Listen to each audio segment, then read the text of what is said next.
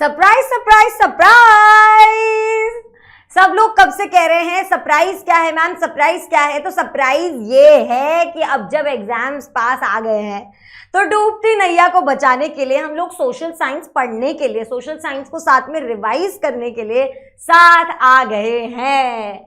Hello and welcome, welcome to the E Saral social science पढ़ने वाला channel, जहां पर हम लोग ये जानते हैं कि सोशल साइंस से डरेंगे नहीं बल्कि सोशल साइंस का सामना करेंगे। और जो हमारे पुराने बच्चे हैं वो तो जानते हैं कि सोशल साइंस का सामना करते करते सोशल साइंस से दोस्ती भी कर लेंगे। तो आई होप अब तक आप लोगों ने सोशल साइंस से दोस्ती कर ली है। With all this content that you get, with all the love that is showered by you and by us, I hope हम लोग म्यूचुअली आराम से एग्जाम्स देने वाले हैं। लेकिन रिवीजन करना तो इंपॉर्टेंट है, क्योंकि अगर एग्जाम में जाकर अचानक से सवाल सामने आ जाएंगे तो कहीं हम ऐसा ना सोचने लग जाएं कि ये हमारे सामने क्या आ गया। तो अपने आप को थोड़ा सा मेंटली प्रिपेयर करने के लिए इट इज इम्पॉर्टेंट कि हम लोग थोड़े से क्वेश्चंस वगैरह देख लें कि ऑलरेडी स्मार्ट बच्चे कैसे हम लोग यहाँ पर आराम से आकर ना देखने वाले हैं क्वेश्चंस को, कैसे उनका सामना करने वाले हैं। आप लोगों को ना थोड़ी सी इंफॉर्मेशन देती हूँ। जब मैं छोटी होती थी ना तो मुझे हमेशा लगता था कि मैं कैसे पूरा रिवीजन करूंगी, मेरा तो अभी तक कोर्स ही खत्म नहीं हुआ, सिलेबस ही नहीं हो पाया। तो अगर आप वो बच्चे हैं जिसका सिलेबस ही नहीं हो पाया और वो सोच रहे हैं कि यार मैम क्या रिवीजन की बात कर रहे हो, यहाँ तो इतने सारे चैप्टर्स बचे हैं, तो मैं बस ये बताना चाहती हूँ कि ये जो लास्ट टाइम होता है ना, इस टाइम पर ना रिवीजन सच में डूबते का सहारा होता है, वो तिनके का सहारा होता है, जिसकी मदद से ना कई बार जब सवाल बनकर सामने आ जाते हैं तो पूरा चैप्टर ना भी कवर हुआ हो और अगर रिवीजन में इंपॉर्टेंट क्वेश्चन आ गया हो और अगर उसको हमने पढ़ लिया हो तो हम आसानी से उस क्वेश्चन का आंसर दे सकते हैं। बाय नो मीन्स मैं ये कह रही हूँ कि पढ़ाई करना इंपॉर्टेंट नहीं है, लेकिन मैं बस ये कह रही हूँ कि जो रिवीजन होता है ना, ये करना बहुत इंपॉर्टेंट है। विदाउट एनी फर्दर डिले मैं आपको बताना चाहती हूँ एक सरप्राइज वाला ट्विस्ट। अब यहाँ पर आज हम जो क्वेश्चंस डिस्कस करेंगे ऑब्वियसली ये एग्जॉस्टिव नहीं है, इसके अलावा भी बहुत सारे क्वेश्चंस आ सकते हैं, लेकिन हमने कोशिश की कि आपको सारे इंपॉर्टेंट टाइप के क्वेश्चंस ऐड करके दे दे।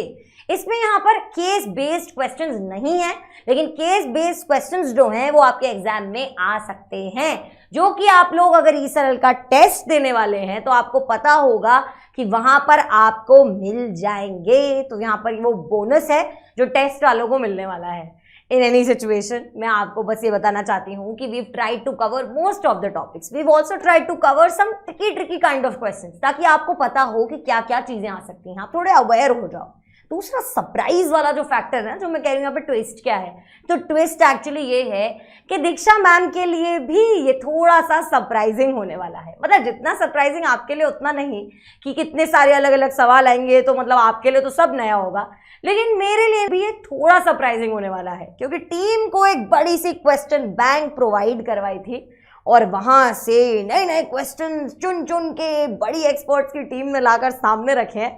तो अब यहाँ पर कौन सा क्वेश्चन कहाँ पर कैसे प्लेस्ड है, ये दीक्षा मैम के लिए भी सरप्राइज होने वाला है। तो आओ यार देखते हैं फटाफट से कैसे लगेंगे सरप्राइजेस साथ में। I hope you are all ready and I also wish you all very very best for your exam. मुझे पता है सब लोग बहुत अच्छा परफॉर्म करने वाले हैं, बस अपने ऊपर कॉन्फिडेंस रखना। चलो अब मैं बोर नहीं करूंगी, अब फटाफट से एग्जाम के क्वेश्चंस डिस्कस करते हैं। Class 10th of yearly important question सामने लाए जाए। सबसे पहला क्वेश्चन जो है मेरा फेवरेट क्वेश्चन है, मैं बताती हूँ क्यों, क्योंकि यहाँ पर ना एक छोटा सा ट्विस्ट है। अब अगर मैं आपको कहूँ कि कितनी स्केड्यूल्ड लैंग्वेजेस हैं, अगर आप अच्छे बच्चे हैं जिसने मेरे साथ पढ़ाई की है तो उसे पता होगा कि हमारी कंट्री में 22 स्केड्यूल्ड लैंग्वेजेस हैं। और क्योंकि अगर आप वो बच्चे होंगे तो आप फटाफट से कॉन्फिडेंस में जाएंगे और आप कहेंगे अरे ऑप्शन सी है, करेक्ट है, चलो चलो मैम घर चलते हैं, फुल मार्क्स आ जाएंगे। लेकिन बेटा यहाँ पर ना थोड़ा सा ट्रिक है, और वो ये है कि यहाँ पर पूरा आंसर पढ़े बिना, पूरी चीज को रीड किए बिना हम आंसर नहीं देंगे। तो पहले स्टेप पे ही हम एक बहुत बड़ी लर्निंग अपने साथ में लेकर चल रहे हैं, विच इज कि बिसाइड्स हिंदी कितनी लैंग्वेजेस हैं हमारे पास शेड्यूल्ड। तो यहाँ पर ऑप्शन सी नहीं बल्कि ऑप्शन बी जो है, जहां पर लिखा हुआ है देयर आर 21 शेड्यूल्ड लैंग्वेजेस, ये सही ऑप्शन होगा। क्यों? क्योंकि 21 +1 विच इज हिंदी, तो यहाँ पर ये दोनों ऐड होकर 22 बन जाएंगे। इतनी बेसिक मैथ्स तो मुझे भी आती है। तो यहाँ पर इसके साथ में हमारा ये आंसर बन जाएगा। आई होप यू नो कि कितनी क्वालिटी ऑफ क्वेश्चंस पर ध्यान दिया गया है। Anyway we come to the second question. We can obtain per capita income of a country by calculating what. तो अब हम लोग हमारी जो पर कैपिटा इनकम है कंट्री की, इसको कैसे करते हैं कैलकुलेट।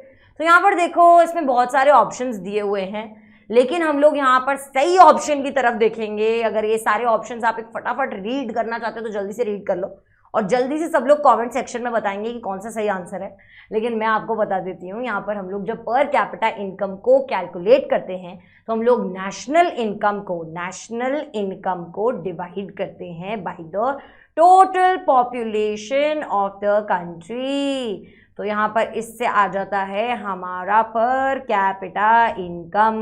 इस चीज को याद रखेंगे और इस तरीके से मार्क्स लेकर आएंगे। ऑप्शन डी बन जाता है हमारा favourable option. Third, women in India are discriminated against in what all contexts। अब पॉलिटिकल लाइफ में हमारे यहाँ पर डिस्क्रिमिनेशन होता है क्या? बिल्कुल होता है। इकोनॉमिक लाइफ में बिल्कुल अनइक्वल पे, वेज गैप है बहुत ज्यादा। सोशल लाइफ में तो भाई पेट्रियार्कल सोसाइटी है, खूब सारा डिस्क्रिमिनेशन देखने को मिलता है। तो ऑप्शन कौन सा सही होगा? ऑप्शन नंबर डी होगा सही answer, which is all of the above. ये मेरा फेवरेट टॉपिक है, पेट्रियार्की के बारे में, वुमेन के बारे में, इक्वालिटी के बारे में, डिस्क्रिमिनेशन के बारे में मैं कई सारी बातें करती हूँ। तो आई होप अब तक आप लोग ये मेरे साथ पढ़ते पढ़ते सीख चुके होंगे। आगे पढ़ते हैं और देखते हैं the sum of production. The sum of production, production कितना हो रहा है, देखो प्रोडक्शन कितना हो रहा है, इसका सम इन 3 सेक्टर्स, मतलब P plus S plus T, primary plus secondary plus tertiary, क्या देता है? तो ये तो बहुत इजी है यार, हमारा GDP देता है। P plus S plus T is equals to GDP।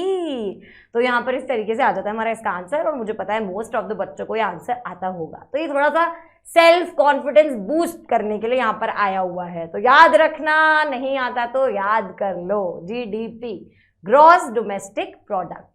इसके बाद 2 लैंग्वेजेस जो कि बेल्जियम में बोली जाती थी। अब यहाँ पर अगर देखोगे ना तो कंफ्यूज हो सकते हो। French, English, Dutch, Sinhala, French Sinhala Sinhalese थे, कोई तमिल्स थे, और उसके बाद डच, फ्रेंच, बहुत सारी लैंग्वेजेस थी यार। अब तो कंफ्यूजन हो रहा है। तो अब याद करो कि बेल्जियम का एक मॉडल था जहाँ पर हम लोगों ने कुछ कम्युनिटी देखी थी, उसके अलावा वहाँ पर अलग अलग तरीके के डिविजन्स देखे थे। तो अब याद करो, हमने कहा था ब्रसल्स में कौन सी ज़्यादा डोमिनेंट स्पीकिंग लैंग्वेज वाले लोग थे, और पूरे बेल्जियम में कौन से मेजॉरिटी में थे, कौन सी 2 लैंग्वेजेस के बारे में बहुत ज़्यादा बात हो रही थी। तो यहाँ पर वो आंसर है फ्रेंच और डच। अब देखो ये बोथ वेज होता है, कभी कभी हम लोगों को सारे ऑप्शंस पढ़ने चाहिए, क्योंकि हो सकता है कि कोई स्लाइटली गलत सलत लिखा हुआ तो हमको आता हो और हम लोगों को ढंग से पता होना चाहिए। लेकिन कई बार ना हम लोग ऑप्शंस को देखकर कंफ्यूज हो जाते हैं। तो कंफ्यूज नहीं होना है, बस हम लोगों को ये पता होना चाहिए कि आंसर क्या है। अपने दिमाग में क्लियर रखो आंसर क्या है, और उसके बाद ऑप्शंस को देखना स्टार्ट करो, ताकि आप लोग कंफ्यूज ना हो ऑप्शंस को देखकर। तो यहाँ पर सही आंसर क्या है? डच और French, which is option number D, which is the right answer. Who made the famous remark, ये मैंने बहुत प्यार से पढ़ाया है, तो आई रियली होप आपको आता होगा। When France sneezes the rest of Europe catches cold, किसने कहा था? ये मैं इतना कहती थी कि कुछ लोगों को लग सकता है कि दीक्षा मैम ने कहा था, लेकिन इसका सही आंसर है मेटरनिच ने कहा था। मेटरनिच कौन थे? Chief minister. मेटरनिच कौन थे? प्लीज सब लोग मुझे बताएंगे इन द कमेंट सेक्शन। यहाँ पर देखेंगे किसने कहा था ये, तो ये कहा था ए मेटरनिच ने। इसके अलावा भी बहुत सारी बातें कही थी मेटरनिच ने। जब मैं पढ़ाती हूँ तो मैंने कहा है मेटरनिच जी बड़ी बड़ी बातें करते हैं। तो आप मुझे कमेंट सेक्शन में बताएंगे कि मेटरनिच ने और क्या क्या कहा था। चलो आगे बढ़ते हैं और देखते हैं। Through the war years prices increased. अब ये भी मैंने बहुत जोर से बोल के पढ़ाया था।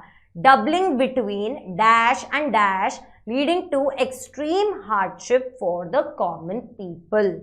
यहाँ पर सबसे पहले आप मुझे बताओगे कि ये कौन से वॉर की बात हो रही है, ठीक है। बट यहाँ पर देख लेते हैं। Through the war years prices कब कैसे इंक्रीज हुए थे? डबल हुए थे between dash and led to the extreme hardship for the common people. कब से कब हुआ था। अब देखो ये जो मुझे कैसे याद रहता है, मैं आपको ऑनेस्टली बताती हूँ, तो मुझे ना ऐसे याद रहता है कि ये वर्ल्ड वॉर के मतलब ये थ्रू द वर्ल्ड वॉर का टाइम है ना। तो मतलब हम लोग यहाँ पर वर्ल्ड वॉर के ईयर्स को याद रखें 14 और 18, ठीक है, तो उसके आसपास की डेट्स होंगी। ये स्टार्ट पहले हो गया था वर्ल्ड वॉर के, क्योंकि थ्रू द ईयर्स मतलब जैसे जैसे हम वॉर में जा रहे थे और 18 तक चला था। तो यहाँ पर ऑप्शन कौन सा सही हो जाएगा, 1913 एंड 1918। लॉजिक से याद रखो यार, प्लीज रटने की कोशिश मत करो सोशल साइंस को, जितना रटोगे उतना ज्यादा डूबते चले जाओगे। तो प्लीज मत रटो, प्लीज अपने अंदर कॉन्फिडेंस रखो और लॉजिक हमेशा साथ में रखो। तो जैसा कि मैंने आपको बताया कि वॉरियर्स याद करो 14 to 18 है, तो उसके आसपास अगर हम कह रहे हैं थ्रू द वॉरियर्स हो रहा है यहाँ पर डबलिंग ऑफ प्राइसेस, तो वो कौन सा टाइम था, 13 to 18।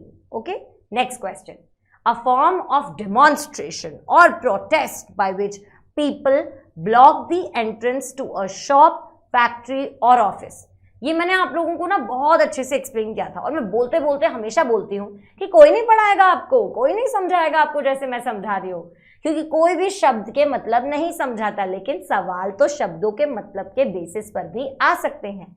बार बार मैं कहती थी कि हमारी कंट्री में एक टाइम ऐसा आया था जब लिकर शॉप्स को पिकेट किया जाता था, और वहां पर रेवोल्यूशन कैसे आ रहा था कि विमेन का पार्टिसिपेशन देखने को मिल रहा था। एक पॉइंट पर हमारी कंट्री में women were also picketing the shops. तो जब भी मैं आप लोगों को दिखाती थी तो मैं क्या कहती थी कि दो हाथ पकड़ के लोग साथ में खड़े हुए हैं, ठीक है। तो इस चीज को याद रखेंगे, और यहाँ पर याद रखेंगे कि अगर कोई भी ऐसा प्रोटेस्ट होता है जब हम लोग एंट्रेंस को ब्लॉक कर देते हैं किसी जगह की, तो उसे कहते हैं हम लोग पिकेट। क्लॉथ डायर और बॉयकॉट जो है, यहाँ पर कोई बॉयकॉट भी बोल सकता है, लेकिन बॉयकॉट का क्या मतलब है कि हम चीजों को फेंक रहे हैं, हम कह रहे हैं हम आज के बाद इसको यूज नहीं करेंगे, ये सब कुछ और सब कुछ। डायर कौन थे, जनरल डायर, जलियांवाला बाग, और क्लॉथ तो कपड़ा होता है यार। तो पिकेट ही इसका सही आंसर है, इसका आंसर है option number A. Next question, land which is left without cultivation for one or less than one agriculture year is known as, सबसे पहले तो उसको लिख के दिखाओ, लेफ्ट विदाउट कल्टिवेशन, क्योंकि वैसे भी याद रखना है लैंड डिस्ट्रीब्यूशन में, है ना। लैंड डिस्ट्रीब्यूशन इंपॉर्टेंट पार्ट है, प्लीज ध्यान से पढ़ के जाना, अच्छे से पढ़ के जाना। यहाँ पर हम क्या कह रहे हैं, कल्टिवेशन फॉर वन और लेस देन वन, याद रखना वन और लेस देन वन, क्योंकि अगर मोर देन यहाँ पर हो जाता है तो वो कुछ और बन जाता है, वो क्या हो जाता है वो आप लोग मुझे बताओगे। तो यहाँ पर वन या फिर लेस देन वन की अगर हम लोग बात कर रहे हैं तो उसको हम क्या कहते हैं, हम लोग इसे कहते हैं फालतू। अभी फालतू है, यानी कि option number C which is current fellow. ये मैंने ऐसे याद रखा था, फैलो यानी कि फालतू करके रखा हुआ है, मतलब उसका इतना यूटिलिटी है, छोड़ के रखे हुए हैं। तो यहाँ पे करंटली फैलो है, फालतू है, ऐसे याद रखना, ठीक है। लेफ्ट विदाउट कल्टिवेशन, फालतू मतलब ऐसे फालतू नहीं है, पर मतलब कल्टिवेशन अभी यहाँ पर नहीं हो रहा है, ठीक है। एशियाटिक चीता जो है डिक्लेयर कर दिया गया था extinct in India in which year. अब यहाँ पर ये कुछ ऐसे सवाल हैं जो अंदर अंदर एनसीईआरटी के साथ में आ जाते हैं, तब आपको चाहे अच्छा लगे या ना लगे, क्वेश्चन तो आपके पास एग्जाम में आना ही वाला है। तो प्लीज ध्यान से पढ़ लो, और हो सकता है चीता का ही आ जाए, तो आप लोगों की तो यहाँ पे प्रिपरेशन हो जाएगी। सही आंसर है option number B which is 1952। 1952 में हमारा जो एशियाटिक चीता था वो यहाँ पर एक्सटिंक्ट हो गए थे। तो अब यहाँ पर इसको कैसे याद करोगे कि 1952 में विक्ट्री बनाते हुए, टू है ना, विक्ट्री बनाते हुए आखिरी बार चीता जी ने अपनी फोटोग्राफ खिंचवाई थी। तो यहाँ पर इसको ऐसे याद रखोगे। वैसे बिल्कुल भी अच्छी बात नहीं है, मैं I am very pro environment and all of these things, लेकिन क्या करें, आपको ऐसे फनी तरीकों से चीजें सिखानी पड़ती हैं in any situation. Next question discuss करते हैं।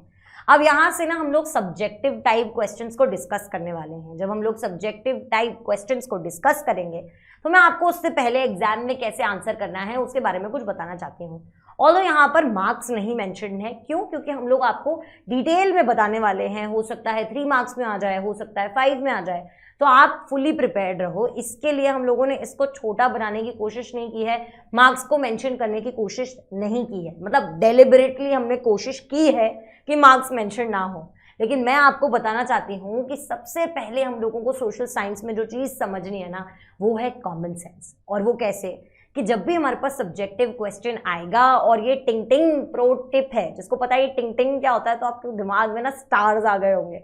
इन एनी सिचुएशन हमारे यहाँ पर कैसे सब्जेक्टिव क्वेश्चंस को आंसर करना है, इसकी प्रो टिप ये है कि हम लोगों को सबसे पहले ना उसके मार्क्स को देखना है। क्योंकि क्या होता है, हम जैसे ही सवाल पढ़ते हैं ना, हमारे दिमाग में पूरी किताब आ जाती है। अरे ये पार्ट, ये तो मुझे सारा आता है, ऐसे हुआ था, फिर ऐसे हुआ था, फिर ऐसे हुआ था, ये तो पूरा आता है, तो मुझे पूरा रटा हुआ है। तो हम क्या करते हैं, सारा आंसर धद लिखने लग जाता है। लेकिन इतना नहीं लिख सकते, एग्जाम है ना, मतलब कितना ही लिख लोगे। अगर एक ही क्वेश्चन पे इतना सारा लिखने बैठ जाओगे तो फिर तो हो गया, टाइम खत्म हो जाएगा सारा टाइम। तो इसीलिए इंपॉर्टेंट है ये चीज को याद रखना कि जब भी हम लोग आंसर लिखेंगे, हम उसके मार्क्स के हिसाब से उतने पॉइंट्स देकर ही लिखेंगे। 3 मार्क्स का क्वेश्चन है तो 4 पॉइंट्स बस, आखिरी फाइनल। दीक्षा मैम ने बोल दिया तो बोल दिया। और यहां पर कोशिश करेंगे 5 मार्क्स में भी 5 to 6 points more than sufficient. Which brings me two point number 2 कि आप इसको पॉइंट्स में आंसर करेंगे, पॉइंट्स में आंसर करोगे और उसके साथ साथ में अंडरलाइन करने की आदत डालोगे। अब बहुत सारे बच्चों की आदत होती है, और मैं वही बच्ची थी जब मैं छोटी थी, जिसको लगता था कि एक काम करूंगी, लास्ट में जाकर पेंसिल से सब कुछ अंडरलाइन कर दूंगी। लेकिन क्या होता है कि कई बार लास्ट तक आते आते सोशल साइंस जैसे लेंदी पेपर्स में टाइम नहीं बचता। तो यहाँ पर मैं आपको अगेन एक प्रो टिप दे रही हूँ, जो कि है प्रो टिप नंबर 3, कि हम लोग यहाँ पर नीटली पेपर लिखेंगे, मार्क्स के हिसाब से लिखेंगे। प्रो टिप नंबर 2 क्या थी कि हम लोग पॉइंट्स में आंसर लिखेंगे। प्रो टिप नंबर 3 ये है कि हम लोग जब अंडरलाइन करेंगे तो बाद का इंतजार नहीं करेंगे, रेड ब्लू ब्लैक इंक का चेंज करने का सारा टाइम वेस्ट नहीं करेंगे, हाथों हाथ ब्लू पेन से ही अंडरलाइन करते जाएंगे। फिर बाद में देख लेंगे, अगर टाइम बचा तो आप उसको ब्लैक और पेंसिल और जो करना है खेलते रहना उसके साथ बाद में, लास्ट में। लेकिन अगर टाइम नहीं बचता है तो टाइम को सेव करने के लिए जैसे जैसे लिखोगे उसको हाथों हाथ अंडरलाइन करते जाओगे। This is very very important, ठीक है। तो ये सारी चीजें आपको मिलेंगी exclusively only in Diksha ma'am's class, तो प्लीज स्टे ट्यून्ड। आज और सबसे पहला क्वेश्चन डिस्कस करते हैं, which is also a very very important question. चलो क्वेश्चन नंबर 1, जो कि मेरा फेवरेट क्वेश्चन है, जैसा कि मैंने आपको बताया है, discuss the salt March two make clear why it was an effective symbol of resistance against colonialism। आधे बच्चों को तो समझ ही नहीं आया सवाल क्या है, पर मैं बताती हूँ। हम यहाँ पर ये कह रहे हैं कि क्यों हमारी जो सॉल्ट मार्च थी, जो गांधी जी ने सॉल्ट मार्च करी थी, which was the beginning of which movement, ये आप मुझे बताएंगे। तो यहाँ पर सॉल्ट मार्च के चलते जो सॉल्ट लॉ ब्रेक हुआ उसको चलते ये बताएंगे, हम डिस्कस करेंगे कि कैसे ये एक इफेक्टिव सिंबल था ऑफ रेजिस्टेंस अगेंस्ट कोलोनियलिज्म। यानी कि ये जो कॉलोनियल सरकार हमारे यहाँ पर बनी हुई थी, ब्रिटिश गवर्नमेंट बनी हुई थी, उसके अगेंस्ट हम रेजिस्ट कर रहे हैं, इसका इफेक्टिव सिंबल सॉल्ट कैसे बनकर सामने आया। क्वेश्चन हमारे सामने ये पूछ रहा है। अब हमेशा आंसर चाहे कुछ भी आपको पता है, आपको सॉल्ट मार्च के बारे में लिखना है, आपको गांधी जी के बारे में लिखना है, गांधी जी ने इसको क्यों चुना इसके बारे में लिखना है, लेकिन एग्जामिनर आपको 10th क्लास में आने के बाद मार्क्स उसके बेसिस पे देगा, which is the pro tip number 4, कि आपने क्वेश्चन को कितना समझा है। क्वेश्चन को समझना बहुत बहुत जरूरी है। क्वेश्चन आपसे क्या पूछ रहा है, क्वेश्चन आपसे ये पूछ रहा है कि एग्जैक्टली सॉल्ट को क्यों चुना गया, सॉल्ट मार्च को ही क्यों चुना गया as a mode of showing your resistance. तो यहाँ पर हम लोगों को सबसे पहले इसके बारे में ये बात करनी है कि कैसे सॉल्ट ना सबका सिंबल है। तो आज आंसर पढ़ते हैं। आंसर कह रहा है कि ब्यूटिफाई करके आपको आंसर लिखना कैसे है। Salt march was an effective symbol of resistance against colonialism because Tata Tata. अब उसके बाद अब देखते हैं क्या लिखा हुआ है।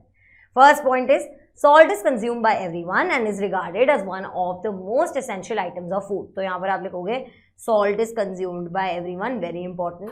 दूसरा पॉइंट है बाय लिविंग टैक्सेस, यानी कि टैक्सेस लगाने के बाद सॉल्ट पर क्या हम लोग देखते हैं कि ये जो ब्रिटिश सरकार थी इसकी प्रोडक्शन के ऊपर मोनोपोली क्रिएट करने की कोशिश कर रही थी। मोनोपोली यहाँ पे कीवर्ड है। अपनी भाषा में भी अगर आप लोग लिखते हैं by putting tax on salt, कुछ भी अगर सिंपल भाषा में लिखना चाहते हैं तो हमेशा याद रखना कुछ कीवर्ड्स को ज़रूर आप लोग इंक्लूड करेंगे in your exam, in your answer, ताकि आपके एग्जामिनर को पता चलेगा कि आपने यहाँ पर पढ़ लिख कर एनसीईआरटी से ही दिया है अपना आंसर। तो मोनोपोली यहाँ पर वो कीवर्ड है। इसके प्रोडक्शन के ऊपर अब जो कम्युनल पावर था ये रिवील करता था सबसे ज़्यादा ऑप्रेसिव फेस ऑफ देम। ये भी बहुत इंपॉर्टेंट कीवर्ड है। मोस्ट ऑप्रेसिव फेस कैसे दिखता था ब्रिटिश सरकार का, कि वो लोग सॉल्ट के ऊपर जो सबसे बेसिक चीज़ है उसके ऊपर भी टैक्स लगा रहे थे और उसका प्रोडक्शन अपने हाथ में रखते थे।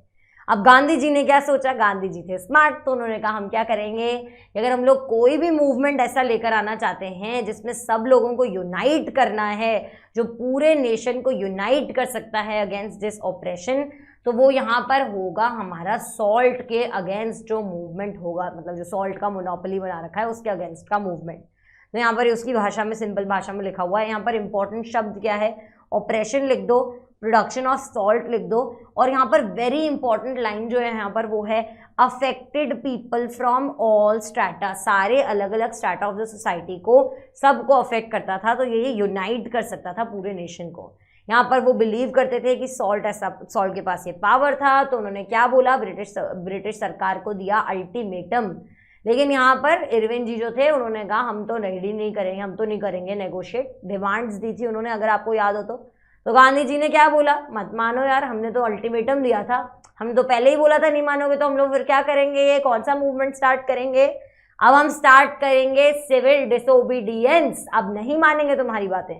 तो गांधी जी ने क्या किया, अपनी सॉल्ट मार्च को स्टार्ट किया अपने 78 फॉलोअर्स के साथ। बहुत अच्छा लगेगा अगर आप पेपर में इस चीज को लिख देते हैं। तो कहाँ से कहाँ तक गए थे, साबरमती के संत से लेके डांडी तक गए थे डंडा लेकर। इस तरीके से मैं आपको चीजें याद कराती हूँ। तो साबरमती से लेकर डांडी तक गए थे, कोस्टल टाउन ऑफ गुजरात, जो कि ये लिखो या ना लिखो चल जाएगा, लेकिन साबरमती के संत से लेकर डांडी तक गए थे। इसके बाद हम लोग देखते हैं यहाँ से कौन सा मूवमेंट स्टार्ट हुआ था, जो मैं बार बार आपसे पूछ रही हूँ। आई होप आपने कमेंट सेक्शन में बता दिया है। Civil disobedience movement all over India. तो इंपॉर्टेंट चीज है, लिख दोगे तो बहुत अच्छे मार्क्स मिल जाएंगे। यहाँ पर हमने 6 पॉइंट्स में इसको आंसर किया है। हमने बार बार किस चीज को एम्फेसाइज करने की कोशिश की in this answer, salt march को, कहाँ से कहाँ तक पहुंचे, कितने दिनों के लिए गए, कितने दिन, कितने पैदल चलते थे, क्या करते थे, ये सब कुछ नहीं लिखा है। हमने यहाँ पर इस चीज को लिखा है कि सॉल्ट क्यों इंपॉर्टेंट था। यहाँ पर अगर कोई चीज आप ऐड कर सकते हो तो वो ये हो सकती है कि थाउजेंड्स ऑफ लोगों से गांधी जी बात भी करते थे। मतलब जब वो यहाँ पर ट्रैवल कर रहे थे तो यहाँ पर वो सिर्फ ट्रैवल नहीं करते, सिर्फ पैदल नहीं चल रहे थे, वो जहाँ पर रुक रहे थे वहाँ लोगों से बहुत ज़्यादा बात भी कर रहे थे, लोगों को मोबिलाइज भी करने की कोशिश कर रहे थे, साथ में उनको सिविल डिसोबीडियंस क्या है ये समझाने की भी कोशिश कर रहे थे। यहाँ पे बहुत सारे लोग थे जो उन्होंने अपने यहाँ पर झंडे वंडे लगाए। अब ये होती है कहानी जो आपको पूरी याद होनी चाहिए, लेकिन आपको इसमें से कितना पार्ट आपके एक क्वेश्चन के पॉइंट ऑफ व्यू से कितना रेलिवेंट है, ये क्या लिखना है, ये आपको इसका सेंस होना चाहिए। तो आई होप आपको इसका आंसर मिल गया है। चलो क्वेश्चन नंबर 2 देखते हैं, which is what steps did the French revolutionaries take to create a sense of collective identity among the French people. यहाँ पे फ्रेंच रेवोल्यूशनरीज की बात हो रही है, उन्होंने क्या किया था कि यहाँ पर कलेक्टिव आइडेंटिटी बन जाए इन द फ्रेंच पीपल। अब कोई कोई तो क्या है कलेक्टिव आइडेंटिटी में पता नहीं कहाँ ही खोने निकल जाते हैं, लेकिन हम यहाँ पर सेंस ऑफ कलेक्टिव बिलोंगिंग की बात नहीं कर रहे हैं, हम लोग यहाँ पर बात कर रहे हैं कि रेवोल्यूशनरीज ने क्या किया था। उससे पहले मैं आपको छोटा सा वो कॉन्सेप्ट याद दिलाती हूँ जो मेरा फेवरेट है, कॉन्जर्वेटिव्स कि अपने लिबरल्स और रेडिकल्स, लिबरल्स यानी कि मम्मी पापा, कॉन्जर्वेटिव्स यानी कि दादा दादी, और रेवोल्यूशनरीज यानी कि आप और हमारी जनरेशन। ठीक है, तो अगर आपने पढ़ा है तो आपको पता है मैं क्या बोल रही हूँ, ये मेरा फेवरेट कॉन्सेप्ट है इसलिए मैंने थोड़ा आपको बता देती हूँ। रेवोल्यूशनरीज कौन से वाले होते हैं, वो वाले होते हैं जिनको अभी सब कुछ चाहिए, फटाफट चेंज चाहिए, मतलब अभी का अभी चाहिए। तो ये रेवोल्यूशनरीज बड़ी बड़ी चीजें करेंगे। तो देखते हैं क्या क्या बड़ी बड़ी चीजें करी थी, प्लीज याद कर लेना, मजाक नहीं चल रहा है यहाँ पे। ठीक है, तो सबसे पहला था आइडिया ऑफ ला पैट्री यानी कि द फादरलैंड, और ली सिटियोनी विच इज द सिटीजन। ये दोनों को एम्फेसाइज किया था इस नोशन को of a United community enjoying equal rights under a constitution. इन्होंने कहा ये हमारा फादरलैंड है और उसके साथ साथ में हम इसके सिटीजन्स हैं और हम सबको कॉन्स्टिट्यूशन के द्वारा इक्वल राइट्स दिए हुए हैं। इसके बाद यहाँ पर नया फ्रेंच का फ्लैग आया जिसको हमने कहा ट्राई कलर, जो कि इंडिया का भी फ्लैग है। इसको हम लोगों ने रिप्लेस किया with the former royal standard flag है। इसके बाद हम लोग देखते हैं स्टेट्स जनरल जो है इसको इलेक्ट किया गया, ये इलेक्टेड बॉडी जो थी इस एक्टिव सिटीजन्स की, इसको रीनेम किया गया और इसको बनाया गया नेशनल असेंबली। तो यहाँ पर स्टेट्स जनरल को लिखना ज़रूरी है और यहाँ पर एक्टिव सिटीजन्स को अंडरलाइन कर सकते हो और नेशनल असेंबली को याद रखना है। इसके बाद new hymns were composed, oats were taken, martyrs commemorated. ये चीजें पता है मुझे याद हैं, आई होप आपको भी याद हो। ये सब कुछ हो रहा था in the name of the nation. एक सेंट्रलाइज, अब यहाँ पर इसको चाहो तो पॉइंट नंबर 5 भी बना सकते हो, नहीं तो नहीं चाहो तो इसके साथ में भी लिख सकते हो।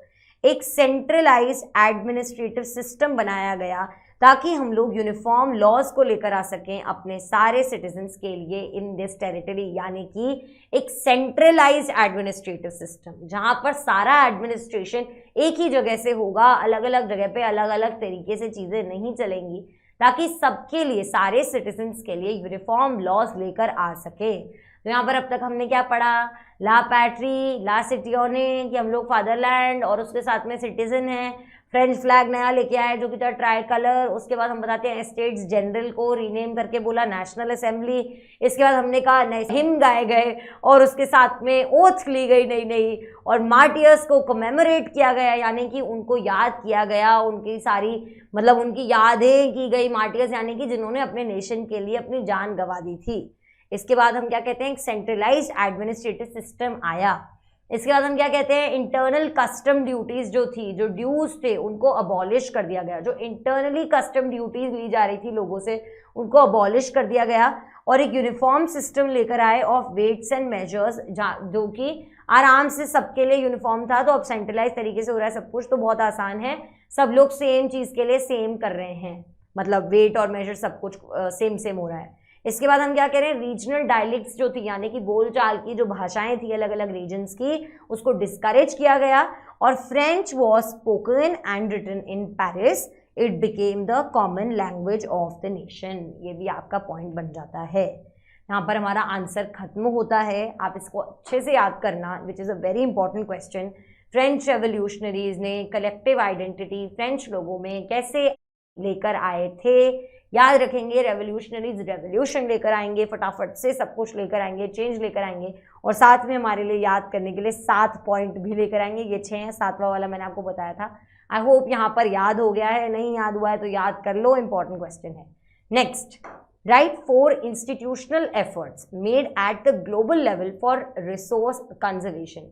Institutional efforts, very important to remember. हम लोग यहाँ पे इसको किससे बात कर रहे हैं, सस्टेनेबल डेवलपमेंट की जब हमने बात की है डेवलपमेंट में, उससे कनेक्ट करके चलो, उस पार्ट की बात कर रहे हैं, वहां से कनेक्ट करके हम लोग इस चीज को यहाँ पर लेकर आए हैं, विच इज रिसोर्स कंजर्वेशन। तो यहाँ पर हम कह रहे हैं at the international level the club of Rome, सबसे इंपॉर्टेंट क्लब ऑफ रोम जो था, इसने क्या एडवोकेट किया, resource conservation for the first time in a systematic way in 1968. very very important.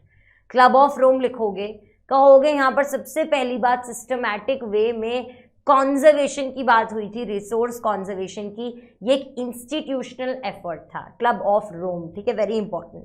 1974 में गांधीयन फिलॉसफी के हिसाब से प्रेजेंट की गई थी स्क्यूमेचर की एक बुक जिसका नाम है स्मॉल इज ब्यूटिफुल। कम है तो खूबसूरत होगा, यानी कि अगर हम लोग रिसोर्सेज को कम क्वांटिटी में यूज़ करेंगे, सही क्वांटिटी में यूज़ करेंगे, अपनी रिक्वायरमेंट के हिसाब से ही यूज़ करेंगे, ग्रीड के हिसाब से यूज़ नहीं करेंगे, तो यहाँ पर it is going to make a beautiful world. इस तरीके से इसको याद रखेंगे। क्या है गांधीयन फिलॉसफी के हिसाब से, स्क्यूमैचर की बुक है। गांधीयन फिलॉसफी लिखना ज़रूरी है क्योंकि हम भारतीय हैं, स्क्यूमैचर लिखना ज़रूरी है, और स्मॉल इज़ ब्यूटिफुल याद रखना ज़रूरी है। SS, ठीक है, और 1974 ये MCQ की तरह भी आ सकता है, तो याद कर लीजिएगा। इसके अलावा ये ना टाइमलाइन की तरह भी आ सकता है, पहले क्या हुआ था फिर क्या हुआ था, तो ये दोनों तरीके से आपके लिए इंपॉर्टेंट है। इसके बाद हम 4 चीज़ों के बारे में बात कर रहे हैं। तीसरी है ब्रटलैंड कमीशन रिपोर्ट, जो कि आई थी हमारे 1987 में। इसने क्या इंट्रोड्यूस किया था, मेरा फेवरेट कॉन्सेप्ट इंट्रोड्यूस हुआ था यहाँ पर, सस्टेनेबल डेवलपमेंट का, और यहाँ पर ये रिसोर्स कंजर्वेशन के बारे में ऑब्वियसली एडवोकेट कर रहे थे। इसके बाद हम लोग देखते हैं कि ये जो बुक है आर कॉमन फ्यूचर, ये भी सब्सिक्वेंटली यानी कि इसके बाद पब्लिश की गई थी। तो आप यहाँ पर दोनों चीज़ें लिख सकते हैं। ब्रटलैंड कमीशन की एक रिपोर्ट आई 1987 ने, जहाँ पर इंट्रोड्यूस होता है हमारा कॉन्सेप्ट ऑफ सस्टेनेबल डेवलपमेंट, और उसके बाद आर कॉमन फ्यूचर भी पब्लिश होती है किताब। इसके बाद फोर्थ चीज जो है वो है जून 1992 में इंटरनेशनल अर्थ समिट आती है, इंटरनेशनल अर्थ समिट आती है जो कि होती है in Rio de Janeiro in Brazil. यहाँ पर 100 हेड्स ने साथ में मिलकर ये बोला था कि हमें urgent problems of environmental protection के बारे में बात करनी होगी और socio economic development at the global level के बारे में बात करनी होगी, तो ही हम लोग सस्टेनेबल डेवलपमेंट को अचीव कर पाएंगे, तो ही डेवलपमेंट को अचीव कर पाएंगे।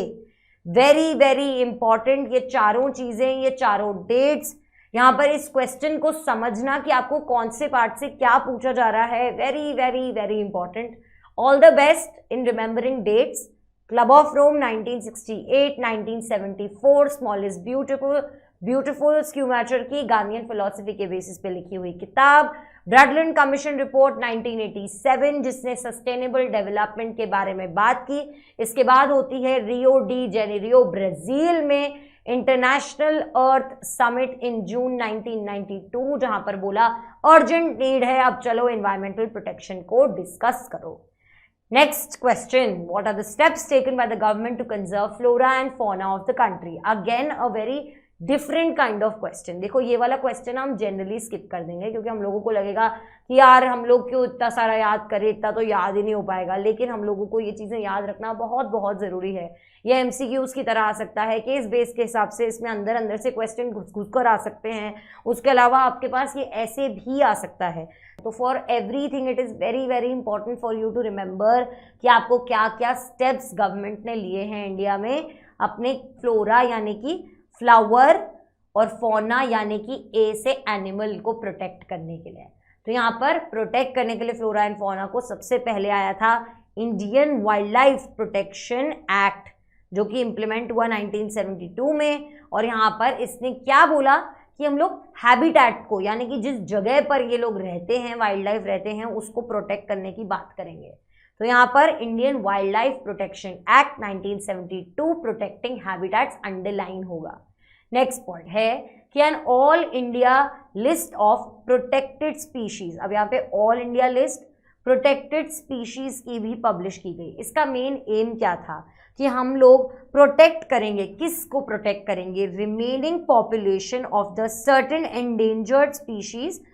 कैसे करेंगे इसको प्रोटेक्ट?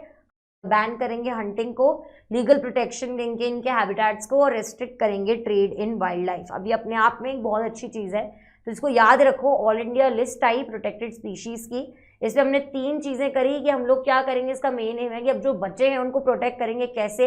हंटिंग बैन करेंगे, लीगल प्रोटेक्शन देंगे हैबिटेट्स को जिन जगहों पे वो रहते हैं, और उसके साथ साथ रेस्ट्रिक्ट करेंगे वाइल्ड लाइफ के ट्रेड में।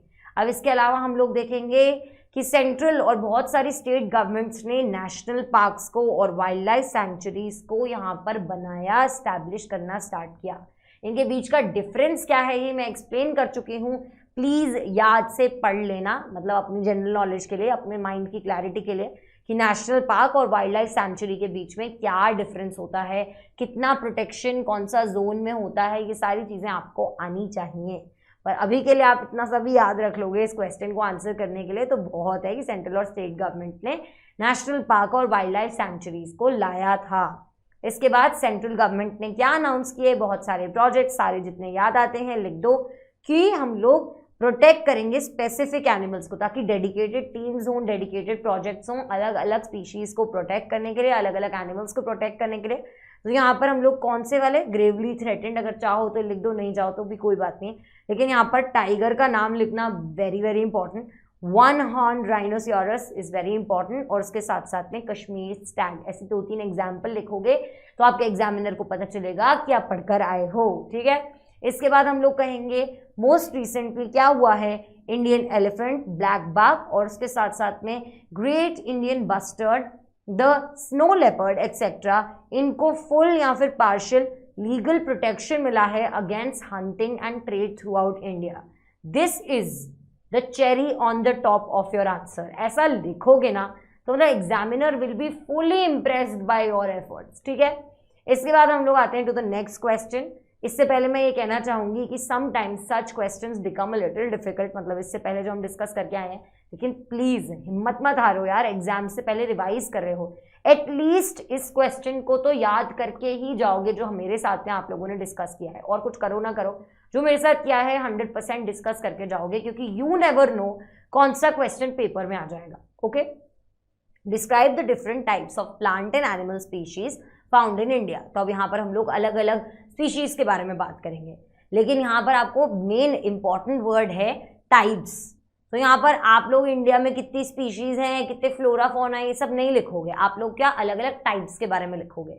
सबसे पहले तो अपने दिमाग में क्लियर होना चाहिए कि कितने टाइप्स हैं। तो 5 टाइप्स की हैं, नॉर्मल, एंडेंजर्ड, वल्नरेबल, रेयर और एंडेमिक। सबसे पहले तो ये पता होना चाहिए। अब आओ इनको एक एक करके पढ़ लेते हैं। नॉर्मल मतलब नॉर्मल यानी कि इनकी पॉपुलेशन कंसिडर की जाती है नॉर्मल फॉर देयर सर्वाइवल, जैसे कि कैटल है, गाय भैंसे वगैरह। साल, पाइन, रोडेंट्स। साल और पाइन क्या है यहाँ पर, एनिमल्स हैं क्या? नहीं, ये फ्लोरा का पार्ट है, यानी कि पौधों की बातें हो रही हैं। रोडेंट्स यानी कि चूहे, खूब सारे चूहे हैं हमारे यहाँ पर, तो ऐसे याद रखेंगे इसको। ये नॉर्मल है, इनकी जो पॉपुलेशन है सर्वाइवल के लिए नॉर्मल पेस पर है, मतलब बढ़ रहे हैं, कम हो रहे हैं, अपने हिसाब से सही साइकिल में चल रहे हैं। इसके बाद है एंडेंजर्ड स्पीशीज, यानी कि ये वो वाले स्पीशीज हैं which are in the danger of extension. Very very important. Endangered मतलब अभी डेंजर में है, एक्सटेंट यानी कि खत्म हो चुके हैं, लेकिन डेंजर में है, इसीलिए endangered, which are in the danger of extension. इनको जो है ये सच जो स्पीशीज हैं, ये इनका सर्वाइवल जो है, ये सेवरल लिखा हुआ है यहाँ पर, लेकिन यहाँ पर एक टाइपो है, दिस इज सर्वाइवल। ठीक है, यहाँ पर लिखना है हमको सर्वाइवल। ठीक है, सर्वाइवल यहाँ पर स्पीशीज का डिफिकल्ट है, क्योंकि नेगेटिव फैक्टर्स हैं जिनकी वजह से डिक्लाइन होता जा रहा है इनकी पॉपुलेशन में। So negative factors, decline in their population, अगर इनको इसी पेस पे चलने दिया तो एक्सटेंट हो सकते हैं, डेंजर में हैं, जैसे कि black buck, crocodile, Indian wild ass. अब यहाँ पर कोशिश करना कि 3 एग्जाम्पल्स एटलीस्ट सबके आपको याद हो। ये भी हो सकता है कि आपके पास ऐसा क्वेश्चन आ जाए कि is black buck an extant species और एन एंडेंजर्ड स्पीशीज, तो आपको पता होना चाहिए कि कौन कौन सा है। आई नो बहुत सारे नाम हैं आपके पास, बट प्लीज कम से कम 3, 4, 5 याद करने की कोशिश करो, ताकि कम से कम 3, 4 रिटेन कर पाओ। ठीक है, ताकि आप जब इस तरीके से आंसर्स लिखो, हो सकता है सिर्फ एंडेंजर्ड स्पीशीज पर आपके पास आ जाए एग्जाम में, तो ये उस चीज को भी कवर कर रहा है साथ साथ में। ठीक है, डिफरेंस आ जाए तो वो भी कवर कर रहा है, एक पॉइंट आपके पास एग्जाम्पल का बन जाए, वेरी वेरी इंपॉर्टेंट। 2 मार्क्स में समझ रहे हो, अगर डिफरेंस आ जाता है नॉर्मल स्पीशी और एंडेंजर्ड स्पीशी के बीच में, आप अगर मुझे डिफरेंस बताओगे तो 1 पॉइंट तो आपका एग्जाम्पल का बन जाएगा, एग्जाम्पल डालोगे तो फुल मार्क्स मिलेंगे। Very important pro tip number 6।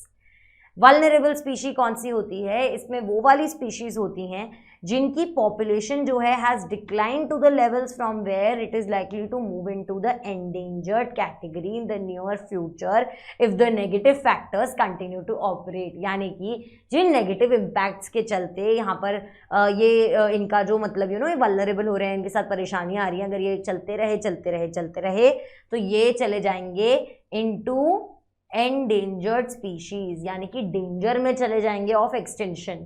Extinct मतलब खत्म हो चुके हैं, एंडेंजर यानी कि यहाँ पर एक्सटिंक्ट होने के डेंजर में हैं, और यहाँ पर वी यानी कि वल्नरेबल यानी कि एंडेंजर होने वाले हैं। तो इसको ऐसे याद रखेंगे, VNE, एक्सटिंक्शन एक्स।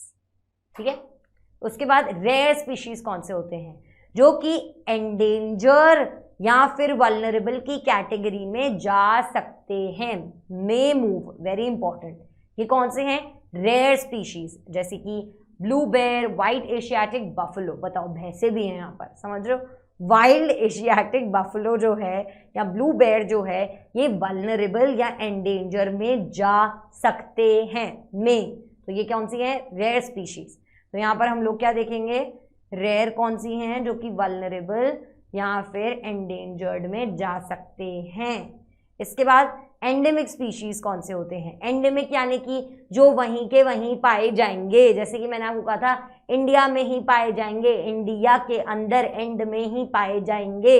इस तरीके से मैंने आपको ये चीज़ याद कराई है। तो इसे हम क्या कहते हैं? Endemic species. तो यहाँ पर एंडेमिक यानी कि जो पर्टिकुलर एरिया में ही पाए जाएंगे, जो कि आइसोलेटेड हैं, आइसोलेटेड यूजुअली आइसोलेटेड होते हैं किसी नेचुरल या फिर जोग्राफिकल बैरियर की वजह से, मतलब क्लाइमेट है, वेदर है, या फिर मान लीजिए फूड है, एक तरीके की स्पेसिफिक चीज़ है जो उसको चाहिए उसके सर्वाइवल के लिए, उस बैरियर की वजह से वो वहाँ पर ही आइसोलेट हो जाती है। एक ऐसी स्पीशी को हम कहते हैं endemic species. For example the Andaman teal and the Nicobar प्राइगो। ठीक है, टील, टील ब्लू कलर होता है एक, बहुत अच्छा लगता है लोगों को, मुझे अच्छा लगता है, और एक है निकोबार का प्राइगो। तो देखो निको प्राइगो ऐसे याद रखेंगे, ठीक है, कोशिश करेंगे याद रखने की, बाकी तो आपके ऊपर है, आपको कौन ही रोक सकता है। ठीक है, चलो अब यहाँ पर ये भी एंड हो जाता है, लेकिन आई होप आपको याद हो गया होगा कि एक्सटिंक्ट तो मतलब एक्सटिंक्ट हो चुका है, एक्सटिंक्ट को यहाँ पर हम कहते हैं एंडेंजर, अगर वो स्पीशी है जो एक्सटिंक्ट होने के डेंजर में है। उसके बाद वल्नरेबल कौन सा है जो कि एंडेंजर हो सकता है, रेयर स्पीशी कौन सा है जो या तो वल्नरेबल की कैटेगरी में या एंडेंजर्ड की कैटेगरी में जा सकता है, और एंडेमिक कौन सा स्पीशी है जो कि पर्टिकुलर एरिया में ही पाया जाता है, एट निकोप्रिगो, ऐसे याद रखेंगे, एटी यानी कि अंडमान का टील कलर का, निको का प्रिगो। ठीक है, चलो compare the different ways in which Belgians and the Sri Lankans have dealt with the problem of cultural diversity. अब यहाँ पर ना ये मेरा फेवरेट पार्ट है, अगर आपने मेरे साथ पढ़ा है तो आपको पता होगा पावर शेयरिंग मुझे कितना पसंद है, one of the first chapters that we study. यहाँ पे बेल्जियम की प्रॉब्लम को हमने समझा था, श्रीलंका की प्रॉब्लम को समझा था, हम समझने की कोशिश क्या कर रहे थे, हम समझने की कोशिश कर रहे थे पावर शेयरिंग को। और यहाँ पर इन दोनों केस स्टडीज को पढ़ने का तात्पर्य ही क्या था, तात्पर्य ही ये था कि हम लोग इसको इसीलिए पढ़ रहे थे कि एक जगह पर कल्चरल डाइवर्सिटी की जो प्रॉब्लम थी उसको अच्छे तरीके से अकोमोडेट किया गया, कैसे, पावर को शेयर करके, और श्रीलंका में ऐसा नहीं हुआ, जिसकी वजह से वहां पर क्या हुआ था वो आप मुझे अभी कमेंट सेक्शन में बताएंगे। बाय द एंड ऑफ यहाँ पर इस आंसर में मैं आपको डिस्कस करके बता दूंगी, लेकिन अभी सब लोग कमेंट सेक्शन में लिखेंगे कि श्रीलंका में क्योंकि कल्चरल डाइवर्सिटी को ठीक से नहीं अकोमोडेट किया गया था तो श्रीलंका में क्या हुआ था। चलो अब यहाँ पर हम लोगों को क्या करना है, कंपेयर करना है कि कैसे बेल्जियम में और श्रीलंका में अलग अलग तरीकों से प्रॉब्लम ऑफ कल्चरल डाइवर्सिटी को अकोमोडेट किया गया, उसके साथ डील किया गया। अब हम लोग कहते हैं बेल्जियम और श्रीलंका दोनों डेमोक्रेसीज हैं, लेकिन यहाँ पर फिर से देखो, ये मैं पढ़ाने से पहले आपको बताना चाहती हूँ कि इस क्वेश्चन के आंसर को इतना ब्यूटीफुली लिखा गया है कि यहाँ पर हम लोग ना क्वेश्चन क्या पूछ रहा है उसको आंसर करने। अगर हम चाहें तो यहाँ पर कोई बच्चा चाहे लिखना स्टार्ट कर दे, बेल्जियम की ये प्रॉब्लम थी कि यहाँ पर दो तरीके की कम्युनिटीज थी, दो लैंग्वेज स्पीकिंग लिंग्विस्टिक ग्रुप थे, फ्रेंच थे, डच थे, और उसके अलावा एक और लैंग्वेज स्पीकिंग लोग थे। लेकिन यहाँ पर क्या हो गया कि एक्चुअली जो उनका ब्रसेल्स था वहाँ पर ऐसा था, तो यहाँ पर प्रॉब्लम नहीं पूछी जा रही है, समझ रहे हो, यहाँ पर पूछा जा रहा है कि आपने प्रॉब्लम ऑफ कल्चरल डाइवर्सिटी के साथ कैसे डील किया, मतलब उसको कैसे आप अकोमोडेट कर रहे थे। ठीक है, अकोमोडेटिव मॉडल क्या था। तो यहाँ पर हम लोग क्या मतलब क्वेश्चन को सुंदर बनाने के लिए आंसर स्टार्ट कैसे कर रहे हैं कि बेल्जियम और श्रीलंका दोनों डेमोक्रेसीज हैं। यहाँ पर ऑल्दो दोनों डेमोक्रेसीज हैं, लेकिन पावर जो शेयर हो रहा है वो अलग अलग तरीकों से हो रहा है, पावर जो शेयर हो रहा है वो अलग अलग तरीकों से हो रहा है, इसीलिए ये शो करते हैं अलग अलग तरीके के रिजल्ट्स। अगर हम लोग इनको कंपेयर करें इनके मोड ऑफ पावर शेयरिंग को, तो आइए ये आपके सामने इलस्ट्रेटेड हैं। This is the beauty of the answer. इसको पढ़ के अगर मैं आपकी एग्जामिनर रही तो मैं आपको सबसे पहले मतलब I will be very impressed by the student कि यार बच्चा पढ़ के आया है। ठीक है, बेल्जियम में क्या हुआ था, see now how do you have to write, you have to write about Belgium. चाहो तो उसको टैबुलर फॉर्मेट में भी लिख सकते हो, लेकिन ज़्यादा बेहतर होगा पहले बेल्जियम लिखो, उसके पॉइंट्स लिखो, फिर श्रीलंका लिखो, उसके पॉइंट्स लिखो। That's the best way of presentation. Presentation will earn you marks that not even your answer can get you। क्योंकि क्या होगा अगर आप सॉर्टेड तरीके से लिखोगे, एग्जामिनर के दिमाग में ना लोड नहीं पड़ेगा।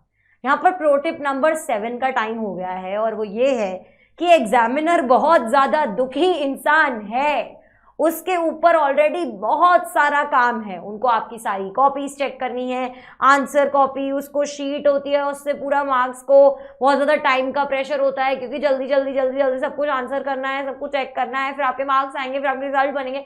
मतलब examiner has a lot of pressure already, तो they are obviously not going to invest कि अरे कोई बात नहीं यार, दीक्षा नाम की एक अच्छी स्टूडेंट होगी किसी स्कूल की, तो मैं इसके सारे पैराग्राफ्स में विदाउट अंडरलाइन जो इसने भर भर के टेक्स्ट लिख रखा है, भर भर के एक पैराग्राफ भर के एक आंसर लिख रखा है, उसमें से ये देखना ढूंढने लग जाऊं कि यार कहाँ पर सही आंसर है, हाँ सही आंसर है, नहीं बच्चे ने पढ़ाई तो करी थी। इतना टाइम नहीं है एग्जामिनर के पास। प्रो टिप नंबर 7 है कि प्रेजेंटेशन के बहुत ज़्यादा इंपॉर्टेंट पॉइंट्स हैं, बहुत ज़्यादा इंपॉर्टेंट रीजंस हैं। यहाँ पर इस तरीके से प्रेजेंट करोगे, ओवरऑल आई थिंक अब तक समझ में आ गया हो। तो जो लीडर्स जो थे उन्होंने क्या यहाँ पर चूज किया कि हम लोग रिस्पेक्ट करेंगे। सबसे इंपॉर्टेंट चीज लाइफ में होती है रिस्पेक्ट करने की। रिस्पेक्ट करेंगे feelings and interest of different communities to maintain unity. इन्होंने कहा हम लोग सबको रिस्पेक्ट करेंगे, यूनिटी मेंटेन करने की कोशिश करेंगे। कैसे कि कॉन्स्टिट्यूशन ने प्रिस्क्राइब किया कि जो नंबर ऑफ डच हैं और जो number of French speaking people हैं ये सेंट्रल गवर्नमेंट में इक्वल होंगे। सेंट्रल गवर्नमेंट में पैरिटी इंश्योर करने के लिए, इक्वालिटी इंश्योर करने के लिए डिफरेंट ग्रुप्स के अंदर यहां पर हम कहते हैं Dutch is equal to French in the central structure. Central government में Dutch is equal to French representation देंगे।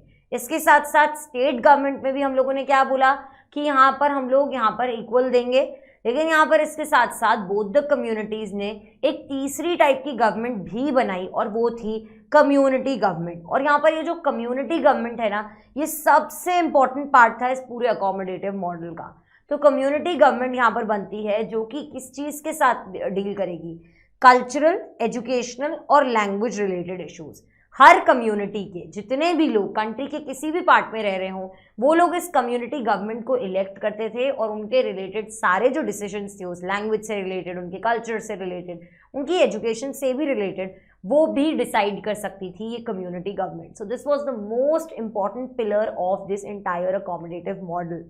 1970 से लेके 1993 तक यहाँ पर जो बेल्जियम का कॉन्स्टिट्यूशन है इसे 4 टाइम्स अमेंड किया गया था। यानी कि कॉन्स्टिट्यूशन अमेंड हुआ 1 नहीं, 2 नहीं, 3 नहीं, बल्कि 4 बार अमेंड हुआ।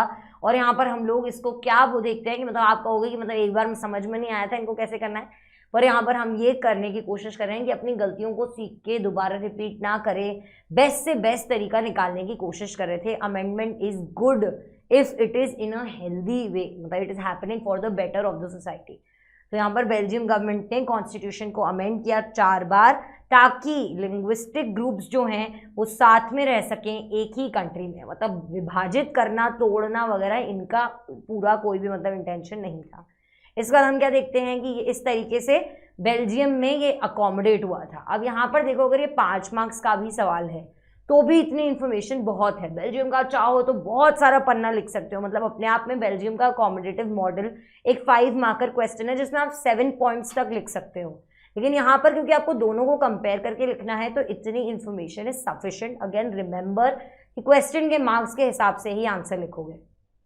श्रीलंका ऑन द कॉन्ट्ररी हम क्या करें, यहाँ पर 2 इंपॉर्टेंट कम्युनिटीज थी, सिन्हाली स्पीकिंग और तमिल स्पीकिंग। सिन्हाली स्पीकिंग थे 74, तमिल स्पीकिंग थे 18%। तो यहाँ पर नेचुरली एक बहुत बड़ा डिस्पैरिटी टाइप का था। मेजॉरिटी कम्युनिटी ने क्या किया, अपने डोमिनेशन को फोर्स किया ऑन द तमिल और उन्होंने कहा कि हम पावर शेयर नहीं करेंगे। इसकी वजह से दोनों कम्युनिटीज सिन्हाली और उसके साथ साथ तमिल बहुत ज़्यादा टेंशन में रहते थे, क्योंकि सिन्हालीज जो थे वो डिनाई करते थे तमिल स्पीकिंग लोगों को political, educational, religious, employment and economic rights. तो यहाँ पर आपको ये सब लिखना है, ये सारे तरीके के राइट्स को डिनाई करते थे टू द तमिल्स। और इसके अलावा गवर्नमेंट जो थी वो ऐसे ऐसे एक्ट्स पास करती थी, इस तरीके के रूल्स बनाती थी कि यहाँ पर सिन्हाला सुप्रीमेसी जो कि कीवर्ड है मेंशन्ड होना चाहिए वो मेंटेन रहे। तो उसको मेंटेन करने के लिए गवर्नमेंट भी एक्ट्स पास कर रही थी, विच मीन्स ये लीगल ऑपरेशन था। समझ लो, मतलब गवर्नमेंट भी सपोर्ट कर रही है, तो ये लीगली हो रहा था सब कुछ। मतलब अब इनके ऊपर बहुत ज़्यादा प्रेशर क्रिएट हो रहा है, बहुत ज़्यादा ऑपरेशन हो रहा है। श्रीलंका में प्रॉपर डिविजन ऑफ पावर नहीं रहा, इसकी वजह से क्या हुआ यहाँ पर, ये वो सवाल जो मैंने स्टार्टिंग में पूछा था, यहाँ पर आया सिविल वॉर, यानी कि लोग आपस में वॉर लाइक सिचुएशन में आ गए, लड़ने लग गए, खून खराबा हुआ। बोथ सिन्हालीज और तमिल्स दोनों के बहुत सारी पॉपुलेशन की डेथ हो गई, they were killed in this war, which means इसका एंड बहुत ब्रूटल था, बहुत बुरा था। एक जगह पर अकोमोडेट किया गया, दूसरी जगह पर यहाँ पर सिविल वॉर वाली सिचुएशन क्रिएट हो गई। तो पावर शेयरिंग से हम क्या सीखते हैं कि अकोमोडेट करना चाहिए डाइवर्सिटी को, और यही चीज हमारा क्वेश्चन हमसे पूछने की कोशिश कर रहा था। Next question, describe the language policy of India. India की लैंग्वेज पॉलिसी क्या है? सबसे पहली, कॉन्स्टिट्यूशन हमारे यहाँ पर कोई भी नेशनल लैंग्वेज का स्टेटस नहीं देता, not give.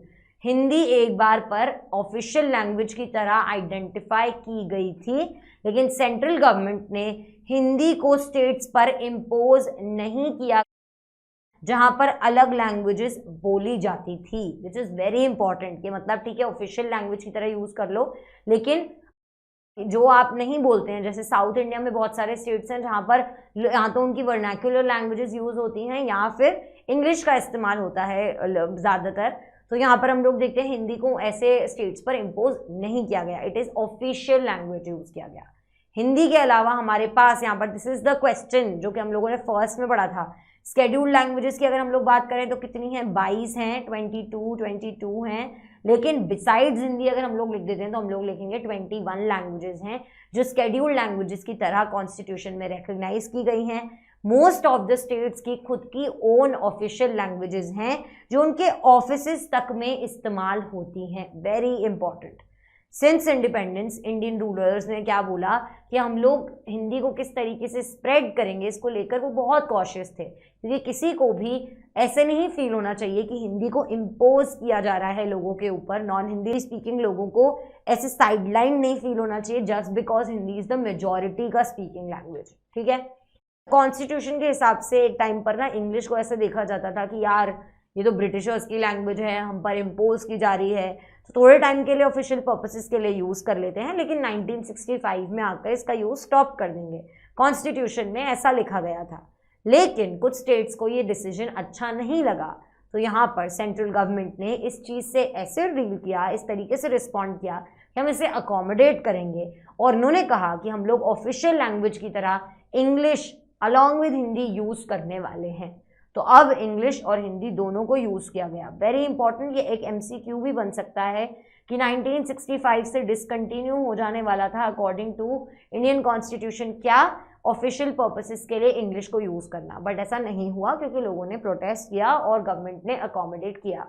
Next cheese which is the next question, जो कि अगेन जेंडर वाला क्वेश्चन है, very very important, very very favourite. Gender division is not based on biology but on social expectations and stereotypes. Support the statement. Question पूछ क्या रहा है? जब भी हम लोग जनरली सुनते हैं तो ऐसे आप लोगों ने भी सुना होगा कि यार मैन और वुमेन होते ही अलग अलग हैं, उनका बायोलॉजिकल सिस्टम ही अलग है, स्ट्रक्चर ही अलग है, तो ऑब्वियसली उनकी स्ट्रेंथ में डिफरेंस होगा, ऑब्वियसली उनके अंदर डिस्क्रिमिनेशन तो देखने को मिलेगा। While that is true to certain extent, it is not entirely true. यानी कि अब यहाँ पर क्वेश्चन आपसे पूछ रहा है, ये जो जेंडर को लेके डिवीजन हो चुका है, जो स्टीरियोटाइप्स बने हुए हैं, यानी कि लड़कियां ये कर सकती हैं, लड़के ये कर सकते हैं, ये सिर्फ बायोलॉजी के ऊपर बेस्ड नहीं है, बल्कि सोसाइटी हमसे क्या एक्सपेक्ट करती है, सोसाइटी में जो स्टीरियोटाइप्स हैं, सोसाइटी में जो भ्रांतियां बनी हुई हैं, उनका कैसे यहाँ पर रोल होता है, इसको हम लोगों को सपोर्ट करते हुए अपना आंसर लिखना है। Very important question. तो मतलब इस तरीके का क्वेश्चन भी आ सकता है कि एनसीईआरटी में से कोई लाइन उठा के आपका ओपिनियन पूछा जाए जो कि आपके एनसीईआरटी में ऑलरेडी डिस्कस्ड होगा। आप चाहें तो वहाँ से कीवर्ड्स के बेसिस पर अपना आंसर बना सकते हैं, और चाहें तो अपना आंसर भी ओपिनियन बेस्ड क्वेश्चंस में लिख सकते हैं। बट अब आप 10th क्लास में हैं, NCERT CBSE expects you to have that kind of knowledge कि आप इस तरीके के क्वेश्चंस को आंसर कर सकें। फर्स्ट पॉइंट है, बॉयज़ और गर्ल्स को हम इस तरीके से ब्रिंग अप करते हैं, they are brought up in such a way कि उनको ऐसे समझाया जाता है कि आपकी कंडीशनिंग ऐसे होती है कि ये आपके काम है, ये जेंडर रोल्स डिवाइड कर दिए जाते हैं, ये लड़कों का है, लड़कियों का है। तो main responsibility of women is house work, घर का काम करो, बच्चों को बड़ा करो। और इसके साथ साथ हम लोग देखते हैं यहाँ पे सेक्सुअल डिवीजन ऑफ लेबर होता है मोस्टली फैमिलीज में, जहाँ पे हम देखते हैं कि जो औरतें हैं इस स्टीरियोटाइप को लेके, इस एक्सपेक्टेशन को लेके घर पर रहती हैं, और जो मर्द होते हैं, मेन होते हैं, they go outside to play the role of breadwinners, यानी कि इनको पूरी फैमिली के लिए कमाना है। तो यहाँ पर main go outside and work, ये सोशल रिस्पॉन्सिबिलिटी की तरह हमको सिखाया जाता है। और औरतों को घर को संभालना है, खाना बनाना सीख लो, शादी की उम्र हो रही है, ये सब कुछ आपको बोला जाएगा, सुनने को मिलेगा। दूसरी चीज़, अगर हम लोग लिटरली इसको फैक्ट्स की तरह भी देखें तो हमारी कंट्री में लिटरेसी रेट जो है in women it is only 54%। Please check the data, please अपनी बुक्स के साथ इसको हमेशा टैली करना और उसके साथ साथ मोस्ट अपडेटेड एनसीईआरटीज़ के हिसाब से इसको लेकर चलना। 54% है विमेन के बीच में और 76% है मेन के बीच में, यानी कि लिटरेसी रेट जो है वो ऑब्वियसली लिटरेट पॉपुलेशन जो हमारी कंट्री की वो हमारी कंट्री में विमेन में कम है, मेन में ज़्यादा है। तो यहाँ पर हम लोग देखते हैं गर्ल्स जो है मोस्टली कैसे परफॉर्म करेंगी, बेटर देन बॉयज़, ऐसा देखने को मिला है स्टडीज़ में, लेकिन वो ड्रॉप आउट कर देती हैं, वेरी इंपॉर्टेंट, ड्रॉप आउट कर देती हैं जस्ट बिकॉज पेरेंट्स जो हैं वो प्रेफर करते हैं। इसके बहुत सारे और भी सोशल रीजन हैं, लेकिन एक ये है कि वो अपने बच्चों अगर मतलब प्रायोरिटाइज करना है तो एक सन की एजुकेशन को ओवर अ डॉटर की एजुकेशन ज़्यादा इंपॉर्टेंस दी जाती है, because this kind of preferential treatment is given to men. तो यहाँ पर बहुत सारी गर्ल्स को ड्रॉप आउट करना पड़ता है, इसीलिए smaller amount of girls go for higher studies. Now this is important क्योंकि हम यहाँ पे फैक्ट्स भी दे रहे हैं। तीसरी चीज, on an average, again this is a fact कि जो विमेन हैं वो एक एवरेज इंडियन मैन से ज़्यादा काम करती हैं। Since much of her work is not paid, therefore it is not valued. अगर आप अपनी मम्मी और अपने पापा के एग्जाम्पल से भी इस चीज़ को याद रखना चाहे तो रख सकते हैं। अगर आप देखें तो आपकी मम्मा sometimes she works like they wake up at 6 and she starts working by 7 let's say, और वो दिन को 2, 3, 4 बजे तक काम कर रही हैं, उसके बाद वापस शाम को 6, 7 बजे से काम करना स्टार्ट कर दी। Then she is the last person mostly in households to sleep. मतलब आई एम नॉट जनरलाइजिंग, लेकिन ऐसा देखने को मिलता है। तो उनका वर्किंग आवर अगर आप देखोगे तो it is almost 8 hours in the morning and then 5-6 hours in the evening, which is almost मतलब ऐसे 13-14 hours का job. And in comparison to that, dads जो होते हैं, जो अगर आपके पेरेंट्स में मतलब जो मेल काउंटर पार्ट होगा, वो उससे कम ड्यूरेशन के लिए एक्चुअली काम कर रहे होते हैं। तो यहाँ पर विमेन जो हैं ऑन एन एवरेज एक एवरेज मैन से ज़्यादा काम करती हैं, लेकिन क्योंकि उनका काम पेड नहीं होता, because nobody gives her money for the work that she is doing at home, या फिर मान लीजिए पानी भरने में बहुत सारी औरतें अपना बहुत सारा टाइम स्पेंड करती हैं, कुकिंग में, बच्चों का ध्यान रखने में, ऐसी बहुत सारी एक्टिविटीज़ में ध्यान रखती हैं जिनके लिए उसे पे नहीं किया जाता, जैसे उसकी रिस्पॉन्सिबिलिटी समझी जाती है। तो यहाँ पर उस काम को वैल्यू भी नहीं किया जाता। इसके बाद अगर हम लोग इक्वल वेजेस एक्ट की बात करें तो वो कहते हैं कि इक्वल वर्क के लिए इक्वल वेजेस होनी चाहिए, लेकिन almost all areas of work में, sports to cinema, factories to fields, women को कंपैरेटिवली कम पे किया जाता है, क्योंकि हम एक male chauvinistic bent of mind society में रहते हैं। शॉविनिस्टिक मेल, शॉविनिस्टिक यानी कि जो मेल को सुप्रीमेसी की तरफ देखता है, या फिर आप बस यहाँ पे लिख सकते हैं मेल डोमिनेटेड सोसाइटी, अगर आपको इतना भारी शब्द नहीं याद रहता तो इस तरीके से हम लोग लिख सकते हैं। उसके बाद हम लोग बात करेंगे कि चाइल्ड सेक्स रेशियो की अगर हम बात करें तो गर्ल पर 1000 मेल्स, अगर बॉयज़ की अगर हम बात करते हैं तो ये हमारी कंट्री में बहुत ज़्यादा लो है। इंडियन एवरेज की अगर हम बात करें तो 1000 मेल्स के अगेंस्ट हमारे पास 927 फीमेल्स पाई जाती हैं।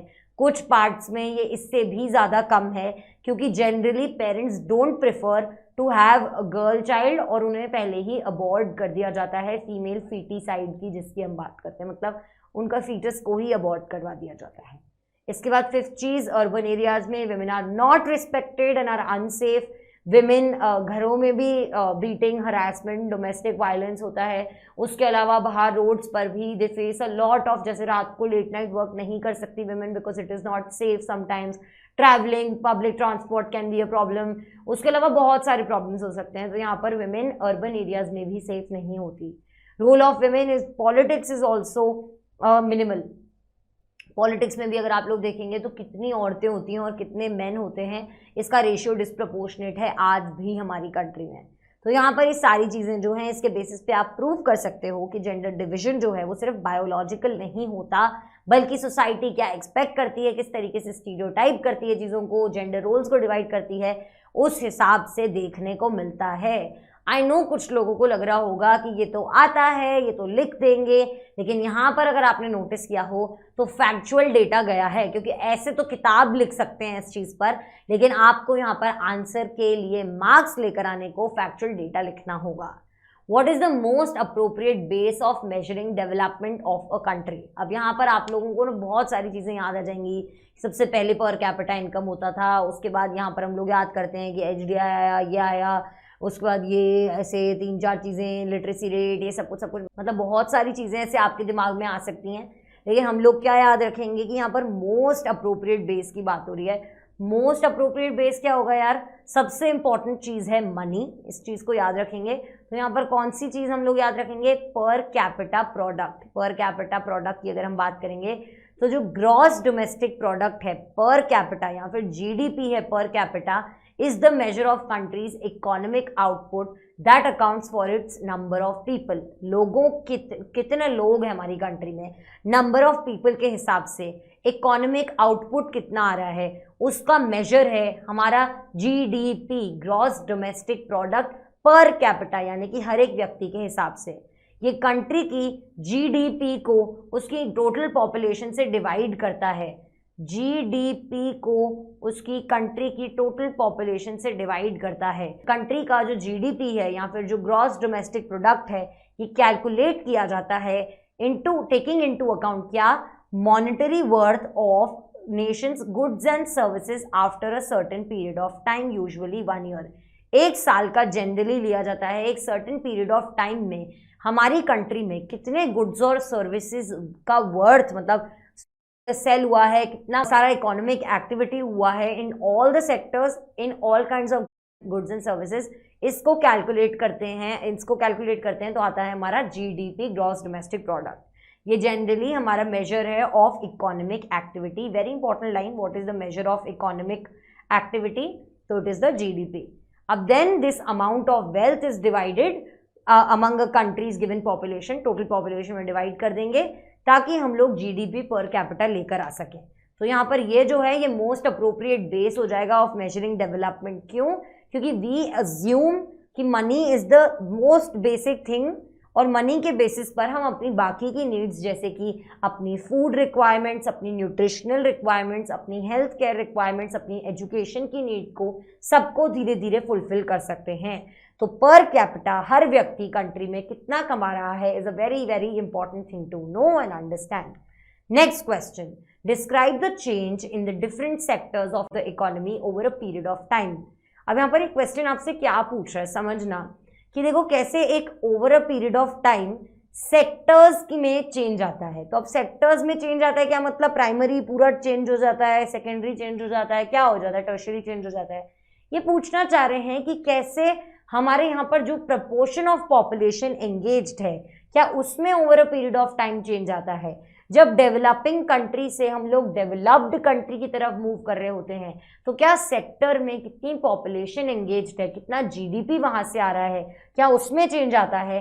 इस चेंज को हमको यहाँ पर डिस्क्राइब करना है। Very very important to understand. Question हमसे पूछ क्या रहा है यहाँ पर। दूसरा और वाला क्वेश्चन आपको शायद ज्यादा क्लियरली इस चीज को समझा दे कि what does the history of developed countries indicate about the shifts that have taken place between the sectors। तो देखो वही कि डेवलप कंट्रीज की अगर हम हिस्ट्री में जाते हैं कैसे वो अंडर डेवलप्ड से डेवलपिंग और फिर डेवलप्ड कंट्रीज बनी, तो क्या वो बताते हैं अबाउट द शिफ्ट्स जो कि सेक्टर्स में होते हैं।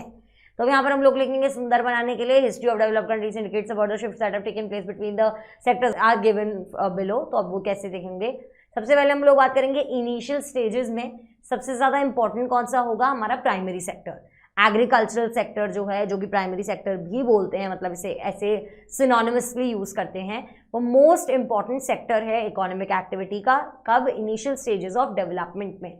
Most of the people are engaged in farming and producing grains for their own consumption. फिर इसके बाद हम क्या देखते हैं, लेकिन जैसे जैसे पैसेज ऑफ टाइम होता है तो एग्रीकल्चरल सेक्टर जो है ज़्यादा फूड आने लग जाता है यहाँ पर। तो उसकी वजह से क्या होता है कि यहाँ पर अलग अलग नीड्स आने लग जाती है, मतलब अब खाना बढ़ता जा रहा है तो हम लोगों को क्या करना है, ट्रांसपोर्ट चाहिए, एडमिनिस्ट्रेशन के लिए चीज़ें चाहिए, आर्मी की ज़रूरत है, मतलब बहुत सारी मतलब एडमिनिस्ट्रेटिव नीड्स आ जाती हैं, बाइंग और सेलिंग इंक्रीज हो जाती है। तो यहाँ पर बहुत सारी चीज़ें इंक्रीज हो रही हैं और भी इकोनॉमिक एक्टिविटीज़ आ रही हैं प्राइमरी सेक्टर में। लेकिन most of the goods produce जो हैं ये नेचुरल प्रोडक्ट्स हैं यहाँ पर प्राइमरी सेक्टर में जो प्रोड्यूस हो रहे हैं। मोस्ट ऑफ द पीपल जो हैं ये स्टिल एम्प्लॉयड रहेंगे इन द प्राइमरी सेक्टर। तो यहाँ पे हमने पालमपुर में भी पढ़ा था, अगर आपको याद हो तो 9th क्लास में, कि कैसे हमारे यहाँ पर ना नई नई इकोनॉमिक एक्टिविटीज, शॉपकीपिंग, ट्रांसपोर्टेशन, ये सब इंक्रीज तो हो रही थी, लेकिन एग्रीकल्चर में फिर भी सबसे ज़्यादा लोग एंगेज थे। सेकेंड आता है सेकेंडरी सेक्टर। अब जैसे जैसे नए नए मेथड्स आने लगे मैन्युफैक्चरिंग के, फैक्ट्रीज आने लगी, उसकी मदद से हम लोग देखते हैं गुड्स को फैक्ट्रीज में प्रोड्यूस किया गया। इस टाइम को हम लोग कहते हैं beginning of the secondary sector.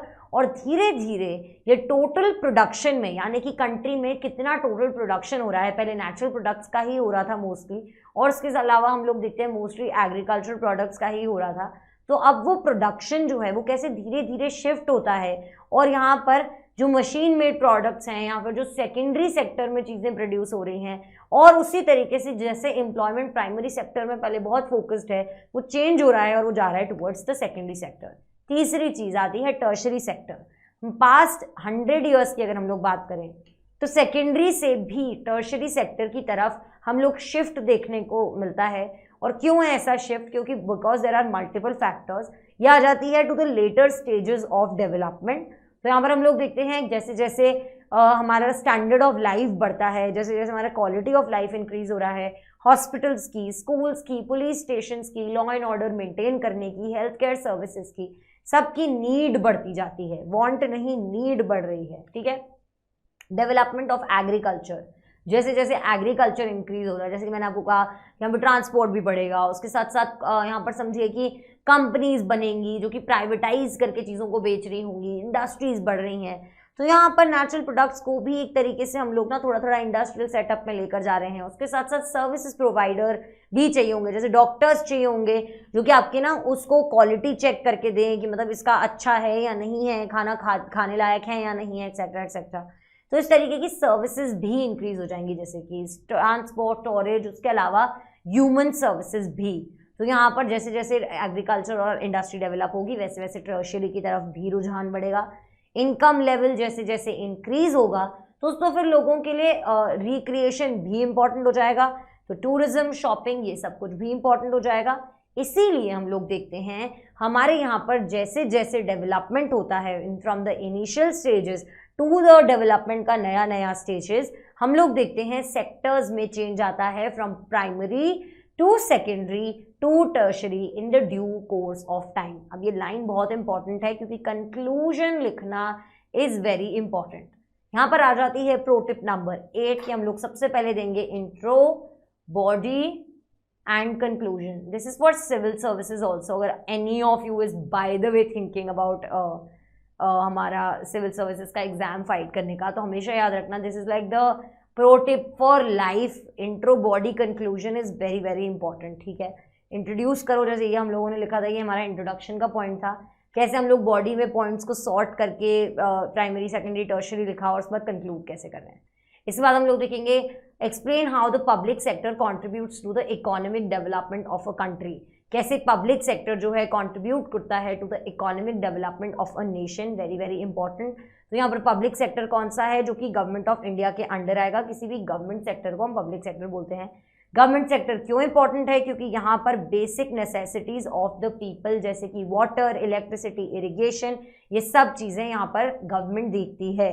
अगर इसको अनअटेंडेड छोड़ देंगे या फिर अगर हम इसे प्राइवेटाइज कर देंगे तो यहाँ पर इकोनॉमी में डाउनफॉल हो सकता है। पानी नहीं होगा तो इंडस्ट्री कैसे चलेगी, डेवलपमेंट कैसे होगा, ऐसे सोच सकते हो। तो यहाँ पर इस तरीके से समझो कि डिपार्टमेंट गवर्नमेंट के अंडर होना वेरी वेरी इंपॉर्टेंट। कंट्री की ग्रोथ एंड खत्म हो सकती है, स्टॉप हो सकती है अगर ये डिपार्टमेंट पब्लिक नहीं देखेगी तो। Economic development of a country depends upon the development of the people, very very important line. मतलब लिख दोगे तो एग्जामिनर खुश हो जाएंगी।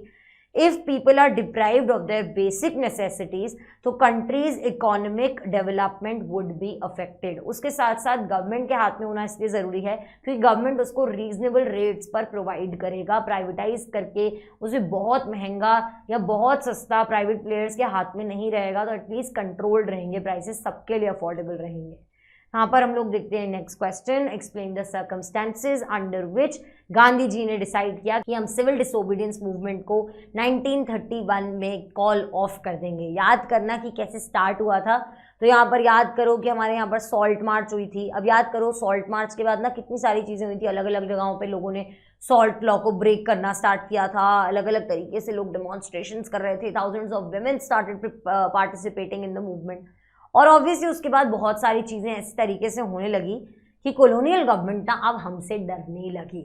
तो वरीड बाय द डेवलपमेंट्स, अब यहाँ से आपका आंसर स्टार्ट होगा। तो आप चाहो तो एक लाइन में बता सकते हो कि civil disobedience movement was started with the breaking of the salt law and there were a lot of developments where common people started participating in the movement. लेकिन आप ये तभी लिखोगे इंट्रो की तरह ब्यूटिफाई करने के लिए आंसर को, अगर आपके पास टाइम है। टाइम नहीं है तो प्लीज ब्यूटिफिकेशन इंपॉर्टेंट नहीं है, हमको सबसे पहले ये बताना है कि गांधी जी ने कॉल ऑफ क्यों किया, तो वो ज्यादा इंपॉर्टेंट है। वरीड बाय द डेवलपमेंट्स जो हो रहे थे, यहाँ पर एक लाइन ऐड कर सकते हो, एक छोटा सा part, developments of the civil disobedience movement. The colonial government जो है इसने कांग्रेस के लीडर्स को एक एक करके अरेस्ट करना स्टार्ट किया। इसकी वजह से अब ये चीज हमेशा याद रखना कि क्या हुआ, देखो अपना सिविल डिसोबीडियंस मूवमेंट जो है इसकी वजह से लोगों ने बढ़ चढ़ के पार्टिसिपेट किया। ब्रिटिशर्स क्या है भाई साहब, डर गए, ब्रिटिशर्स डर गए और उन्होंने क्या किया, अरेस्ट करना स्टार्ट किया। अब ये कॉन्सिक्वेंसेस की अगर लिस्ट आपके दिमाग में याद रहेगी ना, तो ये चेन इफेक्ट कैसे क्या हो रहा है, तो आपके लिए आंसर करना बहुत आसान हो जाएगा। कहानी है, अरेस्ट करना स्टार्ट किया किसको, कांग्रेस के लीडर्स को। लीडर्स हो रहे हैं तो अब यहाँ पर तो लोग वायलेंट होंगे, तो इसकी वजह से क्या हुए, VC यानी कि वायलेंट क्लैशेस। ठीक है, अब हम और डिटेल में जाकर बात करेंगे। अब्दुल गफर खान को यहाँ पर, जो कि एक डिवाउट डिसाइपल थे महात्मा गांधी जी के लिए। अब अगर आप ये चीज़ लिखते हो तो ऑब्वियसली अच्छा लगता है, नहीं लिखते हो तो भी चलेगा। जो ये महात्मा गांधी जी के एक बहुत ही अच्छे, मतलब बहुत अच्छे डिसाइपल थे, उनको अरेस्ट कर लिया गया 1930 में अप्रैल में। और यहाँ पर इसकी वजह से क्या हुआ, एंग्री क्राउड्स ने डेमोन्स्ट्रेट किया स्ट्रीट्स ऑफ पेशावर में। इसके मतलब बदले गवर्नमेंट ने क्या किया, इनको ना आर्मर्ड कार्स फेस करनी पड़ी, मतलब आर्मर्ड पूरी इनके पास बहुत सारा आर्म्स एम्यूनेशन वगैरह वाली जो कार्स थी, पुलिस की जो फायरिंग थी उसको फेस करना पड़ा। इसकी वजह से क्या हुआ, ये यहाँ पर बहुत सारी किलिंग्स देखने को मिली। तो अब यहाँ पर हम लोग वायलेंट क्लैशेस देखने लग गए हैं। वायलेंट क्लैशेस का एक एग्जाम्पल क्या है, हमारा पेशावर में लोगों ने क्यों किया, क्योंकि गफार खान जी को यहाँ पर वो कर दिया था अरेस्ट। तो इसको ऐसे सीक्वेंस में याद रखोगे। इसके बाद हम देखते हैं अप्रैल में ही हुआ, एक महीने के बाद क्या हुआ, वहां पर लोग बहुत सारे किल हो गए हैं, मर गए लोग। ठीक है, उसके बाद हम क्या कहते हैं, महात्मा गांधी जी को भी अरेस्ट कर लिया गया। अब इसके बाद तो क्या हुआ, इंडस्ट्रियल वर्कर्स जो थे शोलापुर के, उन्होंने कहा अब तो बस खत्म, अब तो हमारे अंदर बिल्कुल पेशेंस खत्म हो चुका है।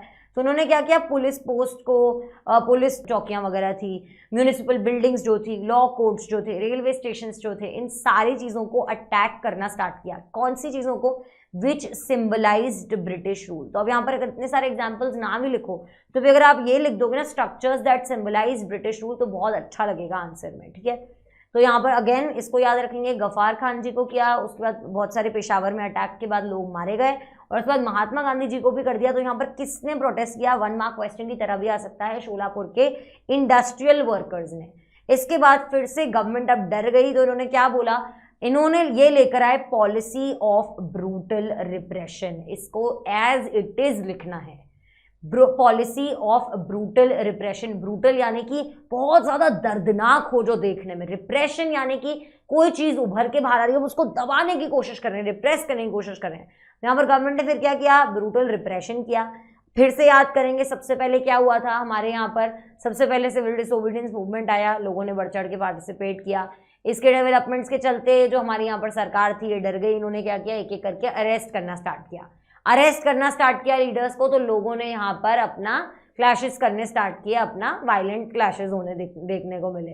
अब हम लोग यहाँ पर क्या देखते हैं वायलेंट क्लैशेस में, कि यहाँ पर गफार खान जी को जब किया तो पेशावर में हो गया बहुत बड़ा इनका अटैक, आर्मर्ड कार्स देखिए इनको मिली, फायरिंग हुई, फायरिंग के चलते लोग मर गए।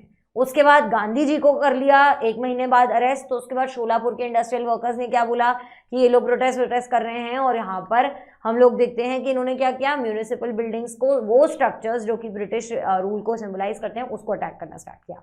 इसके बाद गवर्नमेंट डर गई, तो इन्होंने क्या किया, पॉलिसी ऑफ ब्रूटल रिप्रेशन। अब सब कुछ खत्म, ब्रूटली रिप्रेस करेंगे। तो पीसफुल सत्याग्रही मतलब जो शांति से भी काम कर रहे थे उनको अटैक किया जा रहा है, विमेन और चिल्ड्रन को मारा जा रहा है और अबाउट इतने सारे लोगों को अरेस्ट किया गया। तो ये हमारे यहाँ पर कॉन्सिक्वेंस की तरह आ रहा है। इस सिचुएशन में हमको याद रखना है कि गांधी जी ना बहुत पीसफुली चीज़ों को लेकर जाना चाहते थे, नॉन वायलेंट तरीके से काम करना चाहते थे, वो सत्याग्रह में बिलीव करते थे। वो जैसे ही देखते थे कि सत्याग्रह इज बिकमिंग वायलेंट वो डर जाते थे, वो कहते थे ये मैंने नहीं प्लान किया था, this is not what we want, क्योंकि हमारे आदमी मर रहे हैं, हमारे लोग नहीं मरने चाहिए। यहाँ पे गांधी जी ने इसको कॉल ऑफ कर दिया और उसके साथ में एक और चीज की which is Gandhi Irwin pact को साइन किया। अगर ये चीज लिख दोगे तो मजे आ जाएंगे answer. This is very very important, this completes your answer. Story की तरह याद रखो यार, अपनी भाषा में लिखो, कीवर्ड्स डालो, लेकिन प्लीज अच्छे से आंसर लिखो। Next question, right a brief note on project tiger. Again this is very ऐसा क्वेश्चन जो जनरली हम इग्नोर कर देंगे, हम कहेंगे अरे इस पे कौन लिखेगा, कहाँ से आएगा, नहीं आएगा, लेकिन अगर आ जाता है तो इस तरीके से आंसर लिखेंगे। जल्दी से आंसर बस पढ़ना है हम लोगों को, क्योंकि ये ऑब्जेक्टिव है, आपको याद करना पड़ेगा इस चीज़ को, ठीक है। प्रोजेक्ट टाइगर जो है एक well published wild life campaign है। कब लॉन्च हुई? 1973 में। सबसे पहले हम लोग देखते हैं टाइगर पॉपुलेशन में इंक्रीज देखने को मिला 1989 तक, लेकिन 1993 के बाद से हम लोग देखते हैं टाइगर पॉपुलेशन जो है ड्रॉप देखने को मिला। हमारी कंट्री में क्या हुआ? 27 टाइगर रिजर्व्स बनाए गए जो कि इतना इतना एरिया कवर कर रहे हैं। याद रह जाता है तो अच्छा है, नहीं याद रहता तो कोई बात नहीं, लेकिन 27 टाइगर रिजर्व्स याद रखना वेरी इंपॉर्टेंट, ठीक है। उस पर tiger conservation has been viewed not only as an effort to save the endangered species, endangered species को ही प्रोटेक्ट करने के लिए नहीं, बल्कि preserving biotypes of sizeable magnitude को प्रोटेक्ट करने का मीन्स की तरह भी देखा जाता है। यानी कि हमारे यहाँ पर बायोटाइप्स जो हैं उनको प्रिजर्व करना है हम लोगों को, जो कि एक सही साइज के होंगे, अच्छी खासी साइज के। हमारे टाइगर कॉन्जर्वेशन के लिए जिस तरीके की इन्वायरमेंट कंडीशंस वगैरह भी चाहिए उनको भी प्रोटेक्ट करना है साथ साथ में, along with the endangered species. यहाँ पर हम लोग कौन से पार्क की बात करेंगे तो कॉबर्ड नेशनल पार्क उत्तराखंड में है, सुंदरबंस नेशनल पार्क, इसको मैप पे भी मार्क करना आना चाहिए, वेस्ट बंगाल में है। बंधवघर नेशनल पार्क जो है मध्य प्रदेश में, ये भी आना चाहिए। Sariska wild life sanctuary Rajasthan में है। नानस टाइगर रिजर्व असम में है। पेरियार टाइगर रिजर्व केरला में है। ये कुछ रिजर्व्स हैं जो कि हमारी कंट्री में आए थे। इनमें से एटलीस्ट 3 या 4 के नाम याद होने ही चाहिए, तो आप 5 को एम करने की कोशिश करो ताकि एटलीस्ट 3-4 याद रह जाए। इसके बाद हम याद पढ़ेंगे नेक्स्ट कि ऐसी 3 चीज़ें बताओ जो कि पोलैंड में नेशनलिस्टिक फीलिंग्स को 18-19 सेंचुरीज में अलाइव रखने में आई थी। तो यहाँ पर 3 चीज़ों के बारे में ही पढ़ेंगे हम लोग। जितना क्वेश्चन पूछ रहा है उतना ही आंसर लिखेंगे। ब्यूटिफिकेशन इंट्रोडक्शन की तरह लिख दोगे। First is emphasis on vernacular language, लिखो और अंडरलाइन करो। लैंग्वेज एक इंपॉर्टेंट रोल प्ले करती है नेशनलिस्टिक सेंटिमेंट्स को लेकर आने के लिए। अगर मैं आपको हिंदी में बोलकर पढ़ाऊंगी या फिर अगर मैं आपको यहाँ पर हमारी कंट्री में नेशनल लैंग्वेज नहीं है, लेकिन अगर मैं आपको मोस्ट यूज लैंग्वेजेस इंग्लिश में बात करूँगी तो आपको थोड़ा सा हो सकता है, अगर मैं राजस्थान में रह रही हूँ और वहाँ के लोगों से वहाँ की जो लोकल लैंग्वेज है उसमें बात करूँगी तो मुझे ज़्यादा बिलोंग्ड फील होगा। उसी तरीके से क्योंकि यहाँ पर वर्नाक्युलर लैंग्वेजेस जो हैं उसके ऊपर ज़्यादा फोकस किया जाएगा ताकि लोगों को कनेक्टेड फील हो। तो यहाँ पर लैंग्वेज इंपॉर्टेंट रोल प्ले करती है नेशनलिस्टिक सेंटिमेंट्स में। पॉलिश लैंग्वेज को symbol of struggle against Russian dominance की तरह देखा जा रहा था। इस लाइन को लिखना वेरी वेरी इंपॉर्टेंट। यहाँ पे एग्जाम्पल की तरह लिखेंगे जैसे कि पोलैंड में जब आर्मी रिबेलियन हुआ अगेंस्ट द रशियन रूल तो पॉलिश को चर्च की गैदरिंग्स में यूज़ किया जा रहा था, रिलीजियस इंस्ट्रक्शन के लिए यूज़ किया जा रहा था। मतलब पता है कि जैसे वहाँ पर पॉलिश को यूज़ किया जा रहा है, अब वहाँ पर उन लोगों को तो नहीं आती वो लैंग्वेज, तो वो नहीं समझ पा रहे कि क्या बातें हो रही हैं। तो यहाँ पर क्या हो रहा था कि इसकी वजह से ये जो रशियन रूल के चलते जो रशियन लोग थे उन्होंने क्या किया कि प्रीस्ट को और बिशप्स को ना जेल में डाल दिया, उनको साइबेरिया भेज दिया क्योंकि वो रशियन में प्रीच करने के लिए मना कर रहे थे। तो उनको बोला तुम साइबेरिया जाओ, हम तुमको ना कैद दे देंगे, जेल में डाल देंगे।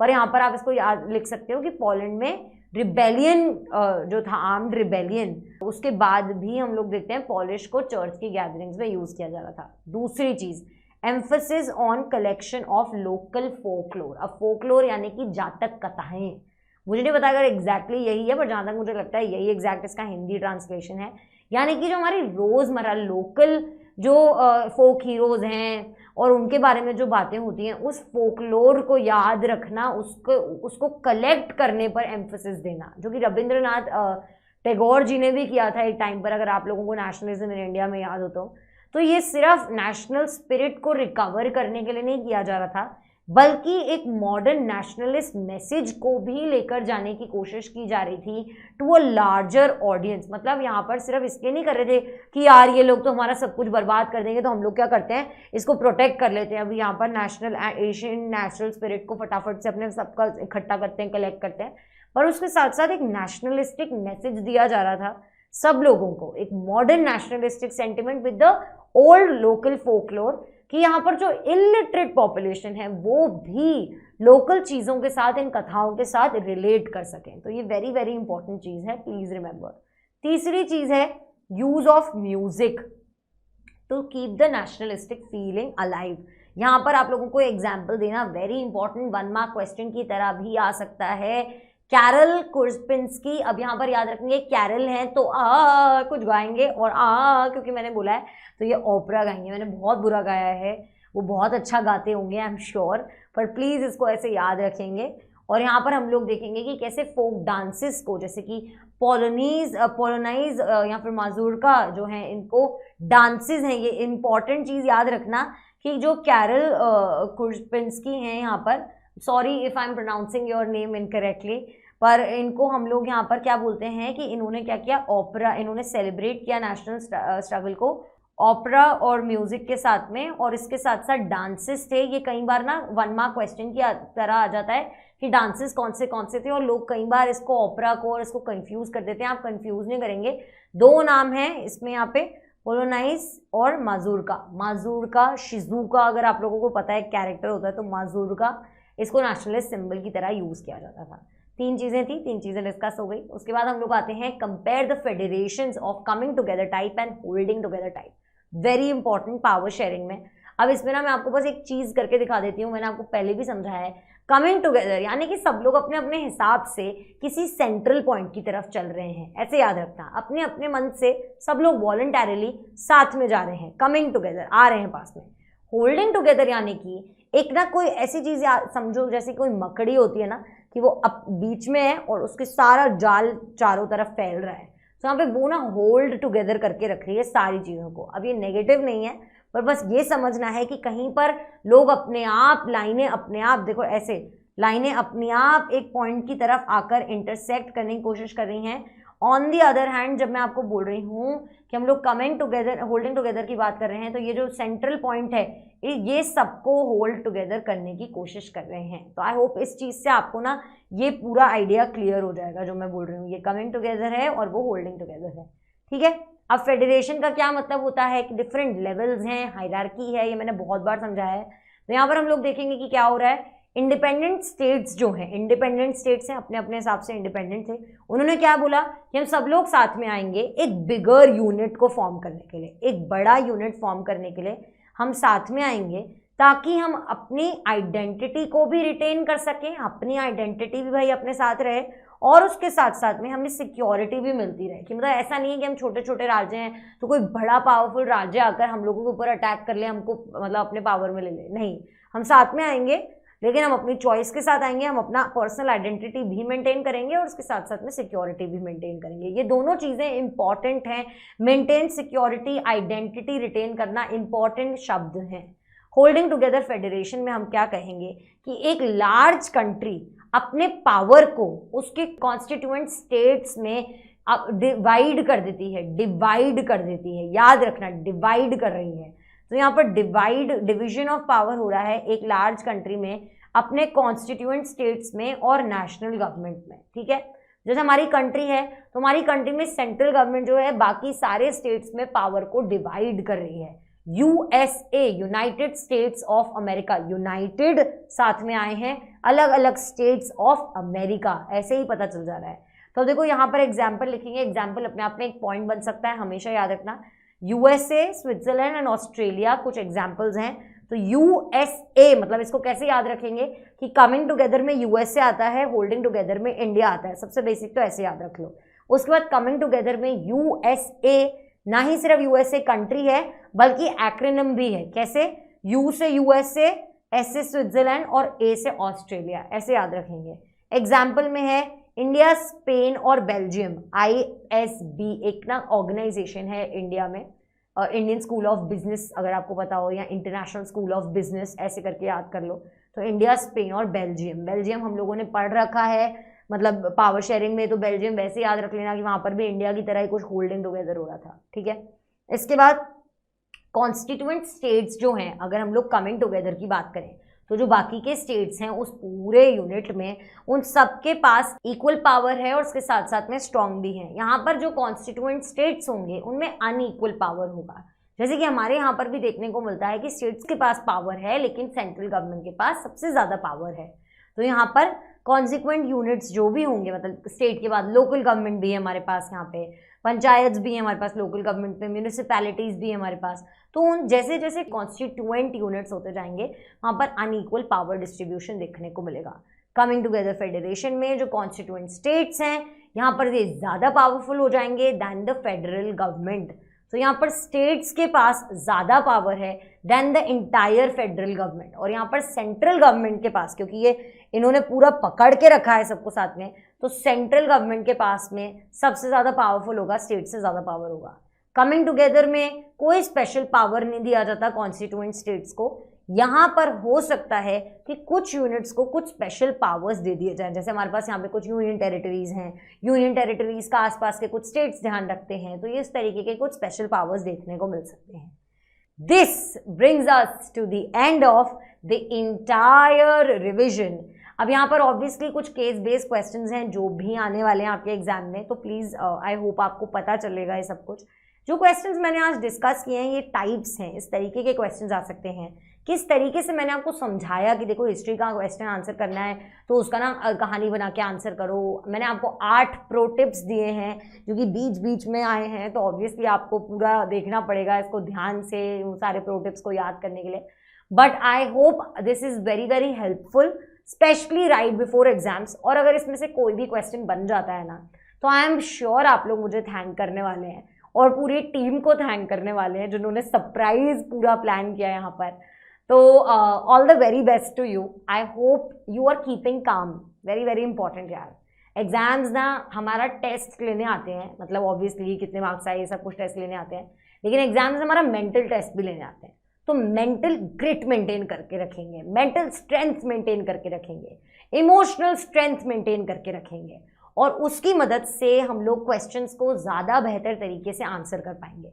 अपने अंदर विश्वास रखो, जो भी है जैसे भी होगा सब फेस कर लेंगे।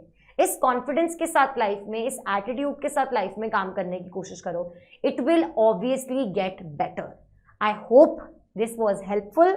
आई होप दैट आप सब लोग प्रिपेयर्ड हैं। आई होप आपके बहुत सारे क्वेश्चंस रिविजन लेक्चर से बने हों। And all the very very best to you from the entire eSaral team. Just remember ई सरल है तो सब सरल है। And I also hope you like the surprise. Bye bye, stay tuned and all the very very best. We are here for you.